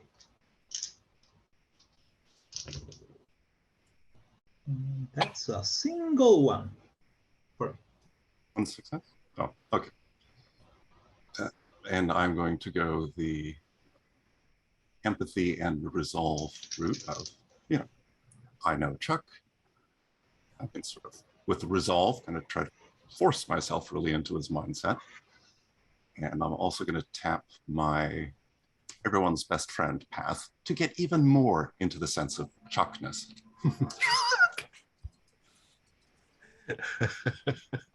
Okay, all 3.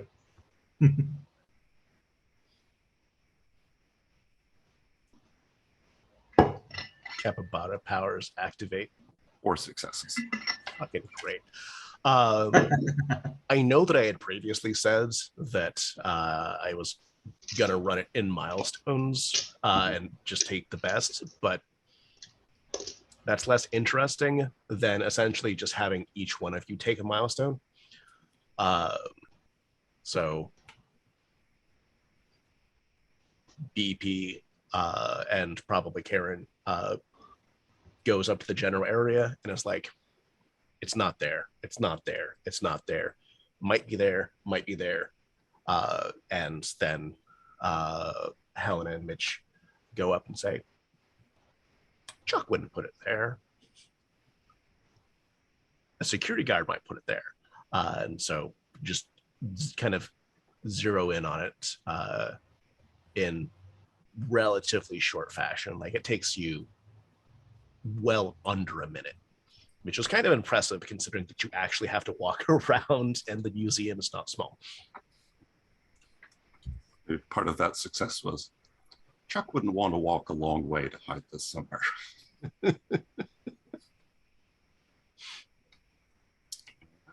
Yeah, you find it. It's kind of shoved in the corner underneath a display case that's not actually being used, like underneath the drapery for it. I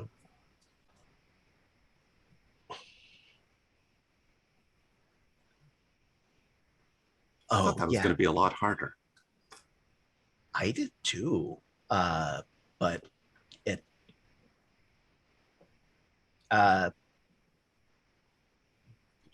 by the power of Grayskull, I have the power. Ooh, yeah, no. Yeah. She puts the sword on her back. She's not wearing a scabbard. Also, again, for people whose main experience with swords is TV and film, don't fucking put a sword on your back. It's fucking terrible. It's a pain in the ass to draw from. The only reason you would ever do it is if you're carrying a big fucking sword, and that's the only way you're going to be able to keep it off the ground. Anyway, she puts the sword on her back. She's not wearing a scabbard. When she lets it go, it stays there.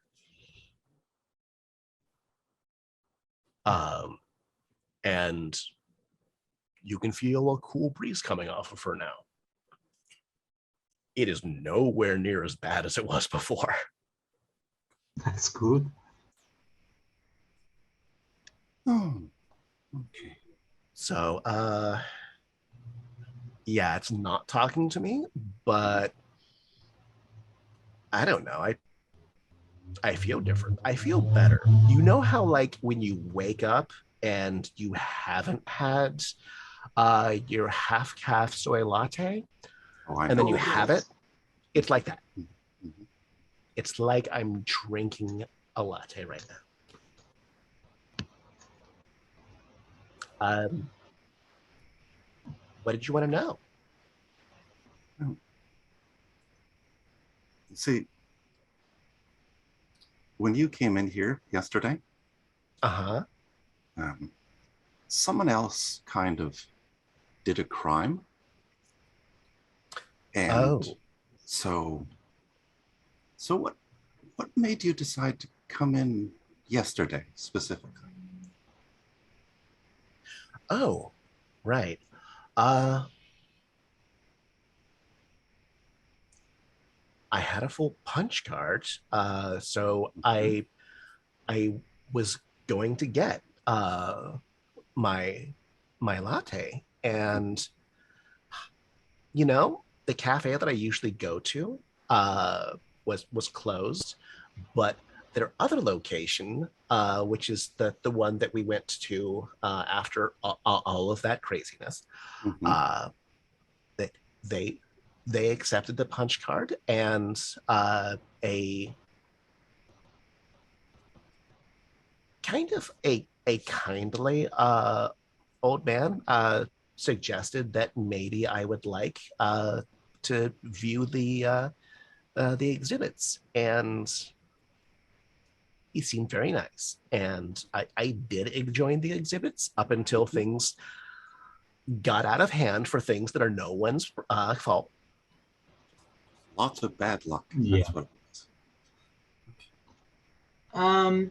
Look, at this point, I think it wasn't you, but I got sent here by someone wearing your exact looks.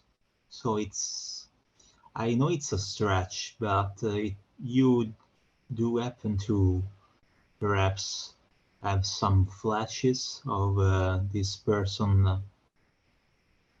Maybe there was some sort of connection between you, but it's not something I honestly Are you saying that someone is stealing my look? Yeah, yeah, totally. It's not quite your look, or like your look. It's both. Okay. Helena knows that the two different Karens were wearing different clothing. All right. So, yes. It was, I think, Mrs. Johnson that suggested me that they weren't necessarily the same person. She was the one who put that thought into my mind. Yes. And so Elena is basically hoping that whoever stole Karen's appearance is something she either remember or if the process left some trail for Karen to pick up on, but they don't think they gotta ask, but they don't really think it's the case. But they just want to cover all bases.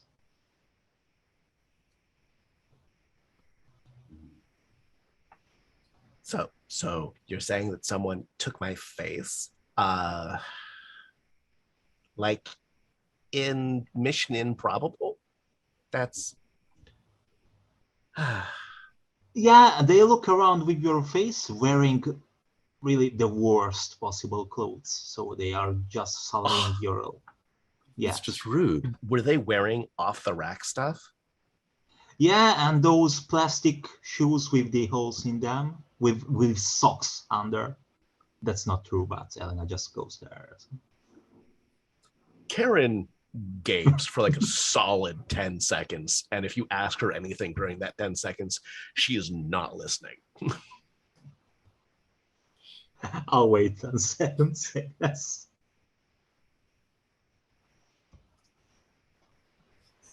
That bitch. Mm-hmm. Mm-hmm. Mm-hmm. So, oh my God. You when we were in not exactly custody but kind of custody, Mm-hmm. they wanted your friend, the security guard. They thought that he stole something, but he was with us at the time. Do you think that was the same person who stole my look and and was at the cafe? Mm-hmm. Is probably Mm-hmm. either the same or a friend of theirs. Wow. No, right. I think you and this person, we really need to have a talk. So we're trying to find them because you can't just go around taking people's faces. No, identity theft is a serious problem. One that my family has had to deal with several times. Mm-hmm. Mm-hmm. And only one of them was my uncle committing it. Mm. But he's on the other side of my family, and we don't talk to him anymore. I see. So. Well, if he changes faces, then, or she, or they, or I don't know. If he changes faces, how? She sort of like stares off into the middle distance. Hey, yeah, that's the question. Can I see your phone for a moment? You're not going to like put a virus on it, are you? No. Karen unlocks it, hands it to Addison. Addison flips through the photos a little bit. Pulls out one of her other phones, sets it next to it, and then for like 30 seconds, taps things and says, enhance.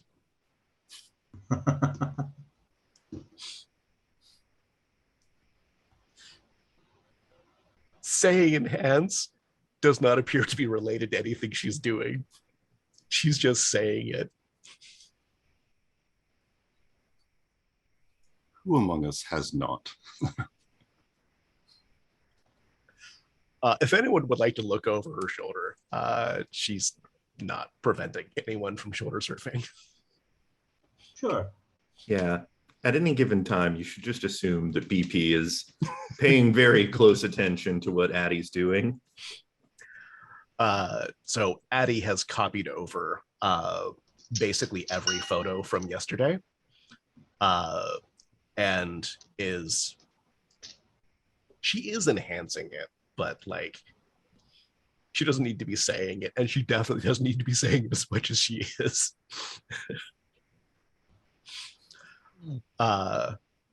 And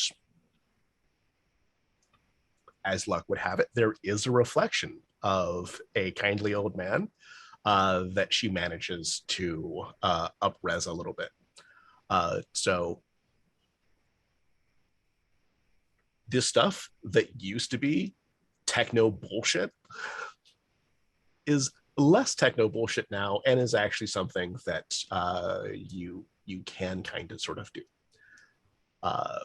And so from a reflection on the cafe window, she gets a decent photo of the guy. That's him. That's him. You had ever seen him before? Maybe in the cafe in the previous days? I don't think so.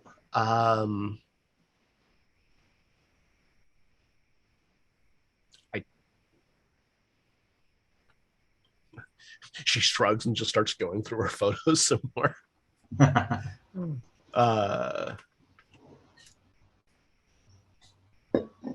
I haven't actually determined whether or not that she has ahead of time. So because this is an RPG and you're playing, I'll let you roll to determine whether or not that's true. So I don't even know what that roll would be, because the game system doesn't work this way. It's just more interesting if it does. Yeah, each of you roll a d10. Let's see what's up. It's cool.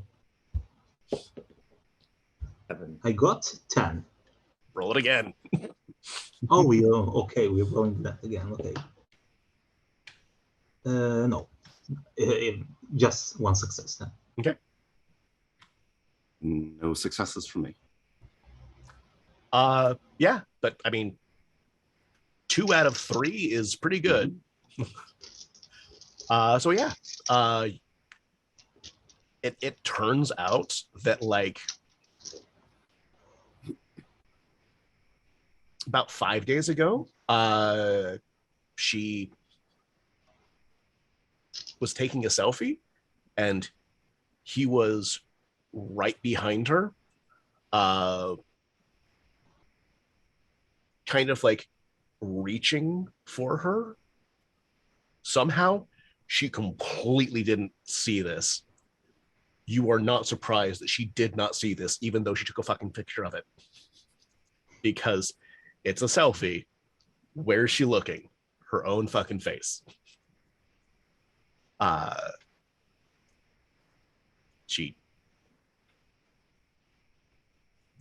There are many positive female role models in this game. Karen is not one of them.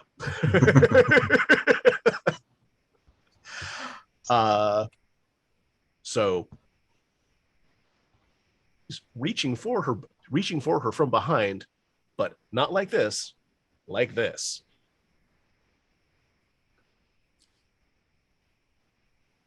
Okay. From prior the sword knowledge, on her back. From prior knowledge, yesterday, in fact, you know that the sword does not appear on camera, and in fact is not visible by mortals. So he likely fucked up this word, basically.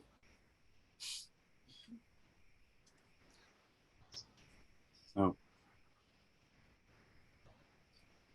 what do you think the chances are that this guy goes around wearing a lot of different faces, but he only changes them when he thinks he's in trouble or when he wants to do something bad?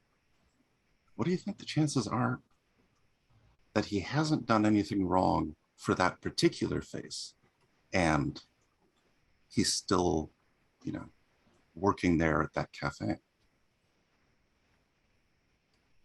I mean, she didn't say that he was an employee, that he was a patron. Mhm. But that's still a solid lead. I mean, I don't honestly expect him to be there. That would be as if, I don't know, as if something above the hustle is writing a story that makes more sense in a narrative way. But and I'm not teasing at Hiromi here. I'm teasing at Fate, basically, just to make more. Difference. To point at the man behind the tent and with the emeralds and stuff. But we can check. It's our best lead, and maybe he's just checking the area, so it makes sense that he hangs around the place, and he doesn't know us at the very least. And that also means that we can say Karen goodbye and let her go her way. Not because her presence would give us out, but because I can stand her, and the sooner we part our ways, the better that is.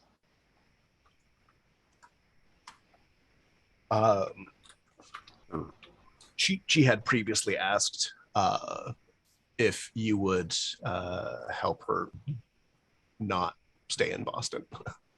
Oh yes. Yeah, okay, I guess that includes taking her away. Okay, I just my not staying in Boston is we're not forcing you to stay in Boston, but yes, you're right. Yeah, no, I understand the impulse to get the hell away from Karen. Imagine if David were here. Ooh. There'd be a non-zero chance that Damien would just be like, "Oh, hey, there's the suspect you're looking for."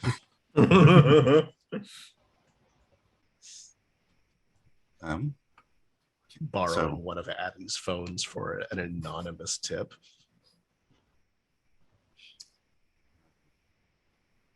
We get to go case the joint. The cafe? Yeah. Yeah. Using the detective lingo like that. I should go get us some newspapers. Oh, sorry. Maybe a fedora. Sunglasses, at least. All right. Guts, we've got a plan. Yes, Elena doesn't like Karen at all for a whole lot of reasons, but they don't feel like dropping the her in hot water like this. So I don't know what you want to do. Do you want to get back in the truck and wait us here? Yeah, I think so. I mean, I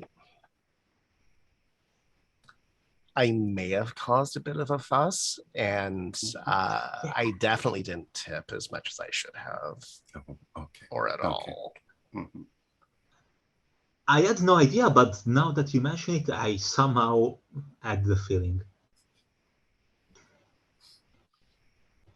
Right. So we'll get you back to the truck.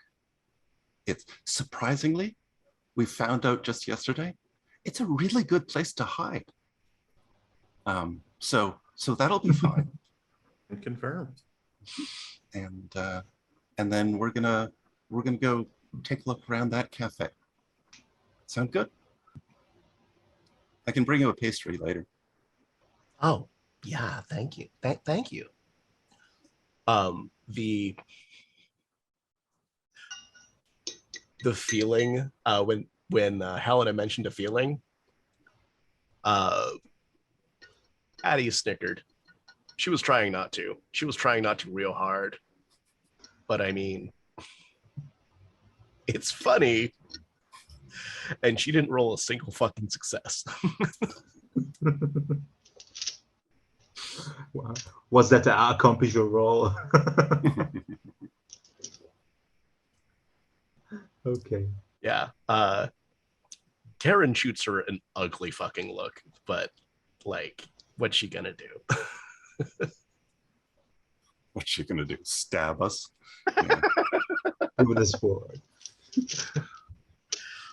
So yeah, you go check out the cafe.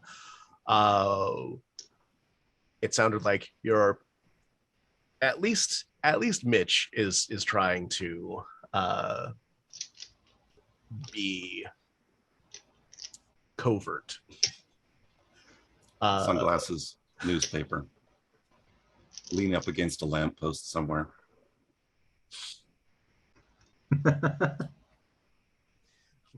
That's all of my dots and subterfuge.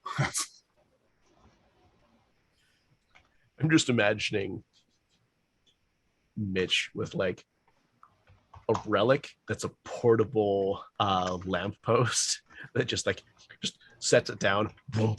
Just anytime Mitch needs to look casually noir. The mantle of Raymond Chandler. My God. The rest of the scene turns black and white when you put it up. Smoke. Dames behind the door. Oh, yeah. Everyone is suddenly lit as through Venetian blinds. Yeah. So yeah. Who is trying to be stealthy and how are you trying to do it? I mean, I'm not. And I think you're one of the few people who could try to be stealthy. Elena is stealthy when doing crimes, but not in this occasion. Okay. So yeah, if no one's rolling, then just go inside.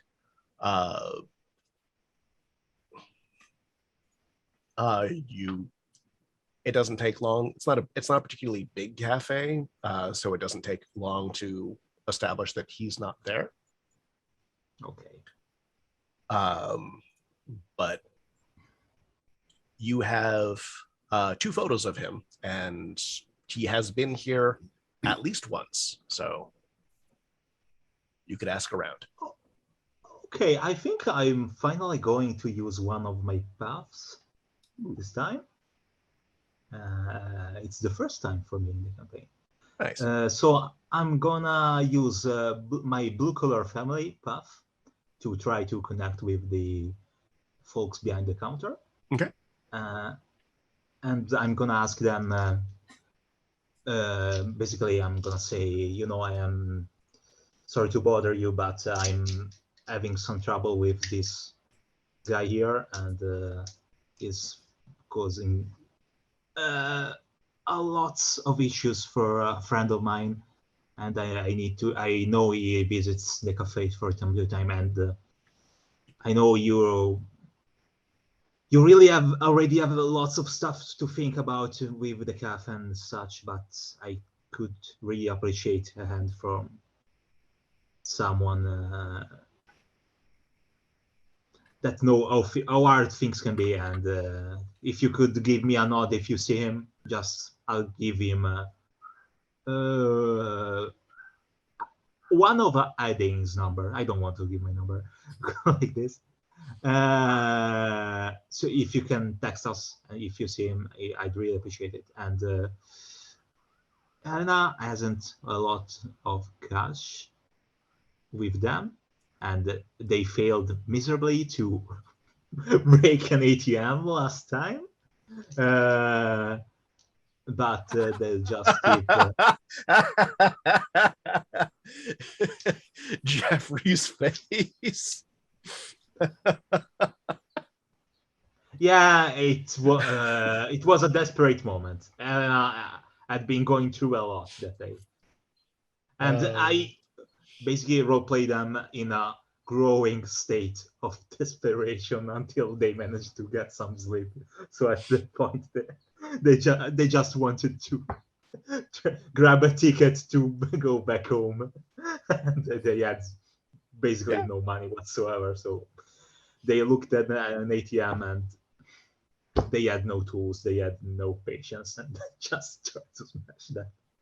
It wasn't the brightest idea, but we went there because it was fun, and sometimes causing problems is fun for role-playing games. Good to know. So, so are you showing them both photos? Just one?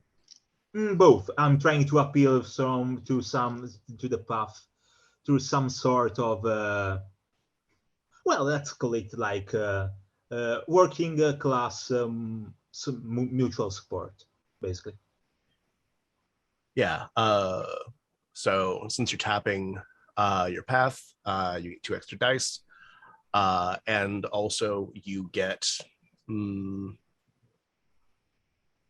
2 enhancement for the photos, because one of them looks like he's either planting something, which is true, or stealing something from Karen, which makes him super fucking sus.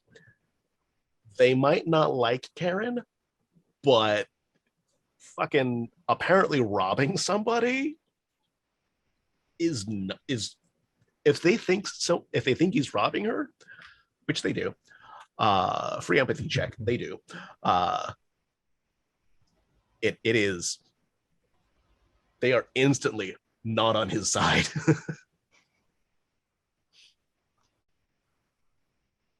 Can I advocate for a subterfuge? Because then again, I'm lying through my teeth, but I'm not sure if presence or manipulation would work the best. Maybe presence, because I'm more trying to look the part. I don't know. I don't know how much lying through your teeth you're actually doing here.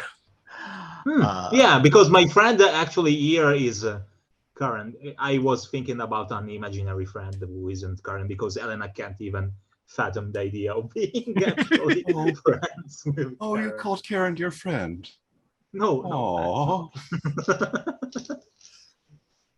So here's what I'm saying happened in that regard.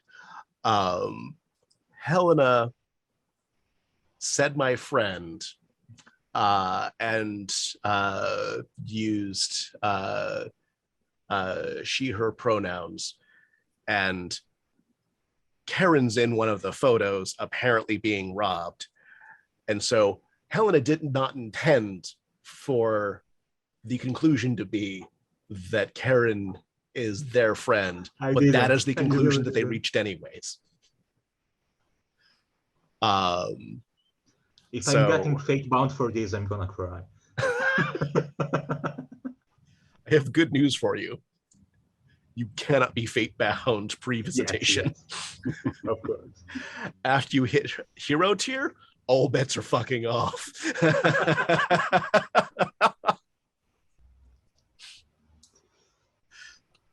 So once you see Venez, you may have problems. You may have Karen-shaped problems. At any rate, I made a mistake here. At any rate, I don't think subterfuge works here. Persuasion, culture, empathy.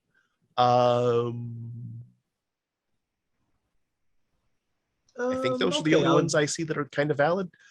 I go for persuasion. Okay.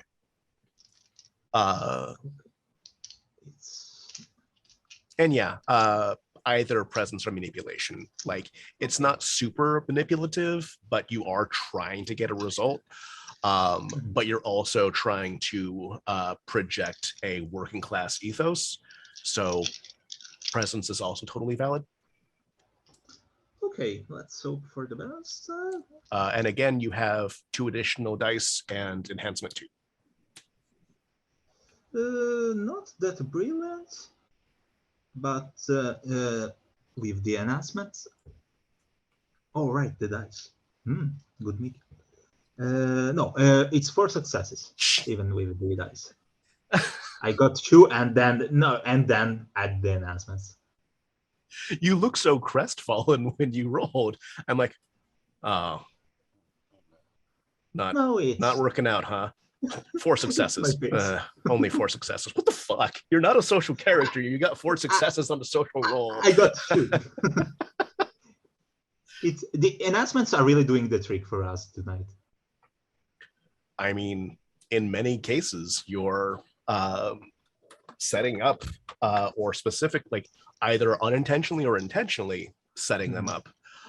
So like, I'm announcing them. Y'all are earning them. Yeah. 4 successes for any mortal, especially one that's not particularly resilient. Fucking yeah, no.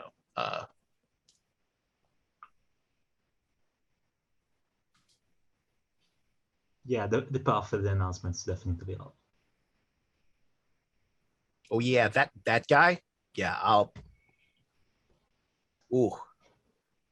Orders the same thing. Comes in every day. About 11. Yeah. I'll text you. Let you know if he's here. He's probably gonna be in maybe in an hour. Okay. Is it a problem if we wait him here? I will order something as we wait, of course. Oh yeah, sure. I want to make sure that if this guy's a fucking creep, I want to make sure that he doesn't get the creep no more. Thanks, I appreciate it. Wow, that was the worst fucking Boston accent I've ever done. I can do a Boston accent. That wasn't it.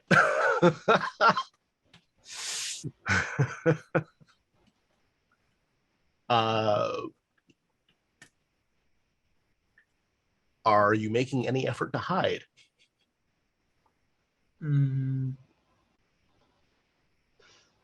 This time I think I might, because this person or something that works with them sent me here, so they likely know my face.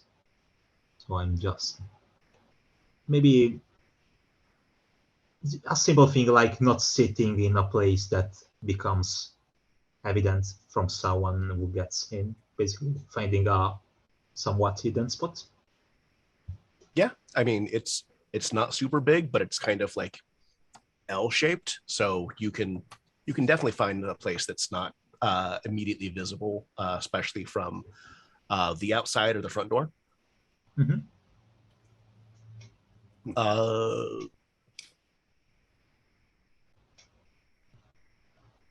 With that in mind, if there is a place that's close to the front door, but that you wouldn't immediately see from outside or maybe look at the moment you step in, that would be the perfect spot for Mitch to be. Make sure that this guy comes in and then I can get between him and the door, just in case. Yeah, there's a little LED sign by the door. It's not particularly large, but it's a bright LED sign, so no one likes looking at it aside from to tell if it says open or not. That seems good.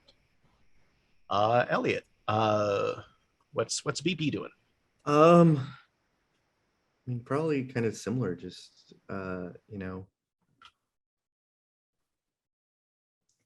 kind of probably near Mitch, trying to give off as few vibes as possible in an unassuming way, but prepared to do some stuff if needed. Okay.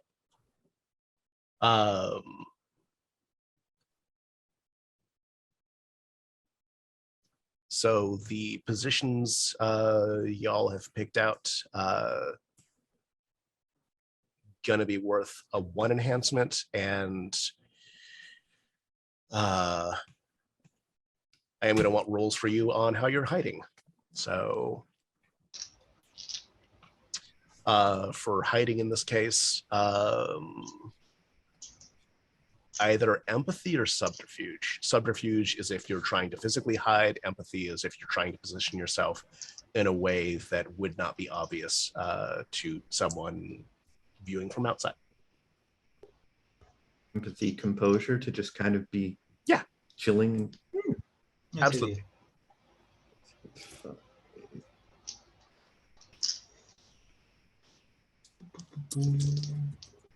Okay, this is one starts better.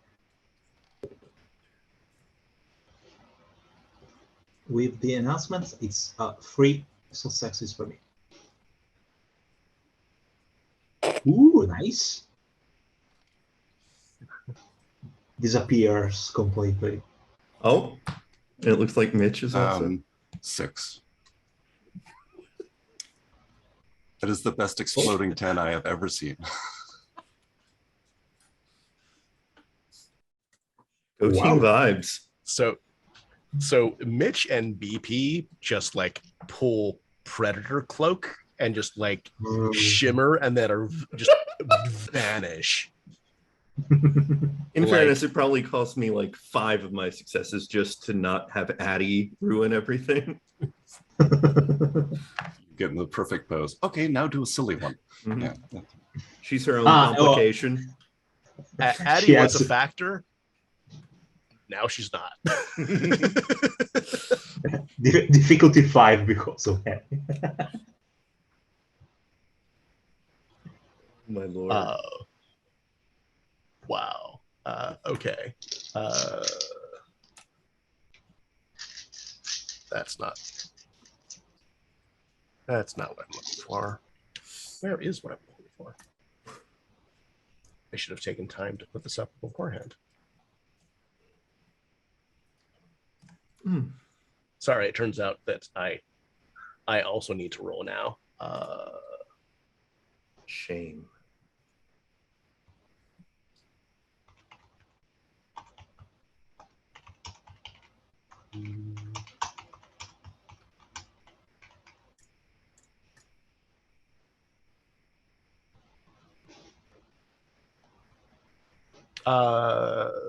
How many successes did Helena get? I'm ashamed to say I got only 3 at this point. A mere 3 successes. Shameful 3 successes.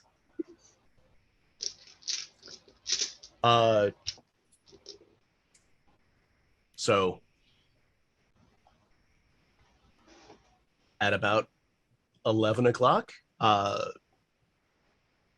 door opens, you hear the little bell jingle, and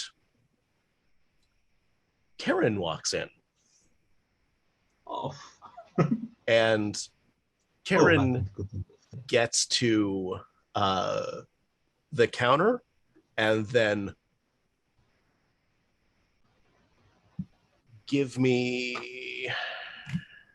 everyone give me either empathy plus cunning or empathy plus composure. Okay.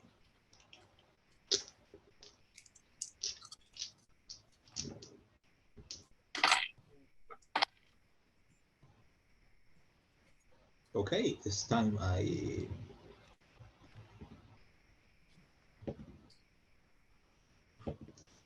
Yes, Elliot. Okay. How do you feel about encores? Holy shit.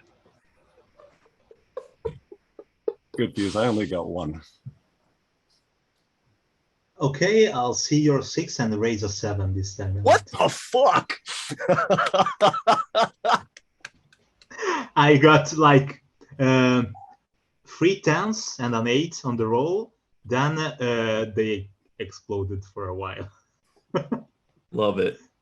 You love to see it. Fucking rad. So Mitch sees Karen walk in and it's just sort of like, well, that's man, weird. I didn't get her pastry. Helena and BP immediately realize she's not wearing the same clothes you last saw her in. Also, you see that she paused for a second and like glanced out at the corner of her eye at Helena. And you can tell that like her hackles are up a little bit. Like she seems nervous, but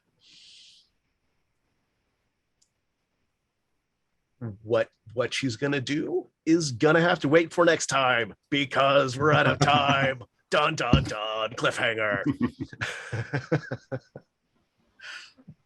So we'll go around real fast and tell people who you are and where they can find your work, how they can throw money at you and whatnot. Starting with Elliot. Who are you? Who have you been playing? And how can people throw money at you? Hi, I'm Elliot Freeman. I've been playing BP, Beauregard Prescott. I am occasionally on Twitter at Elliot M. Freeman. And you can find me in Onyx Path's Discord most of the time too. Yeah, that's me. Jeffrey, who are you? Who have you been playing? And how can people throw money at you? I'm Jeffrey, playing Mitch Hewlett today.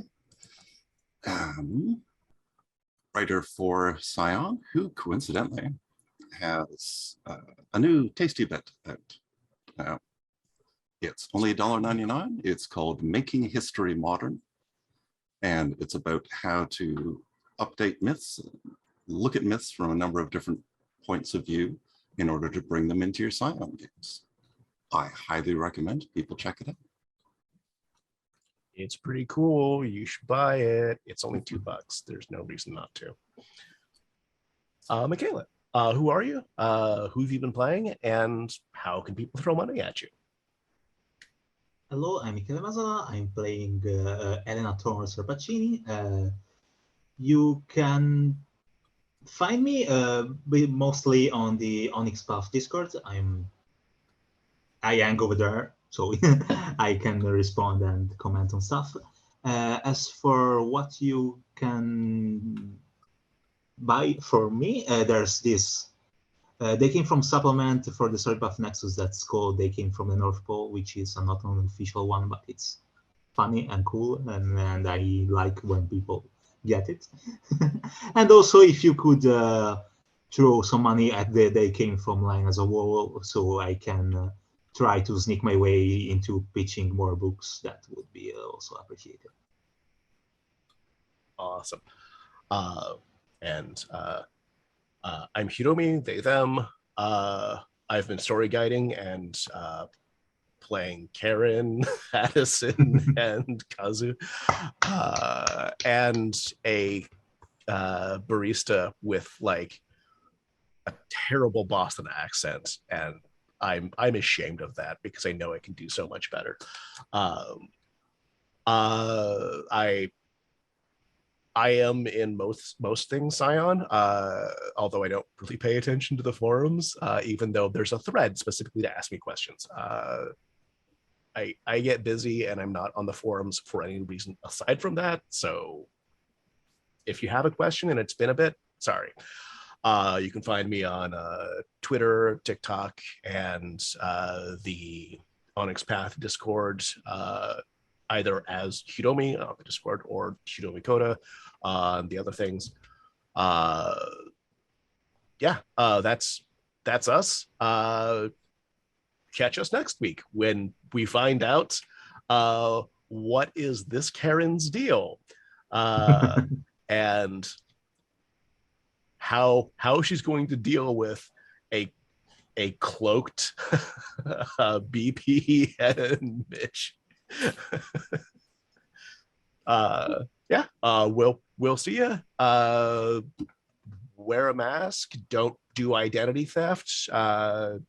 Don't drive distracted. All that.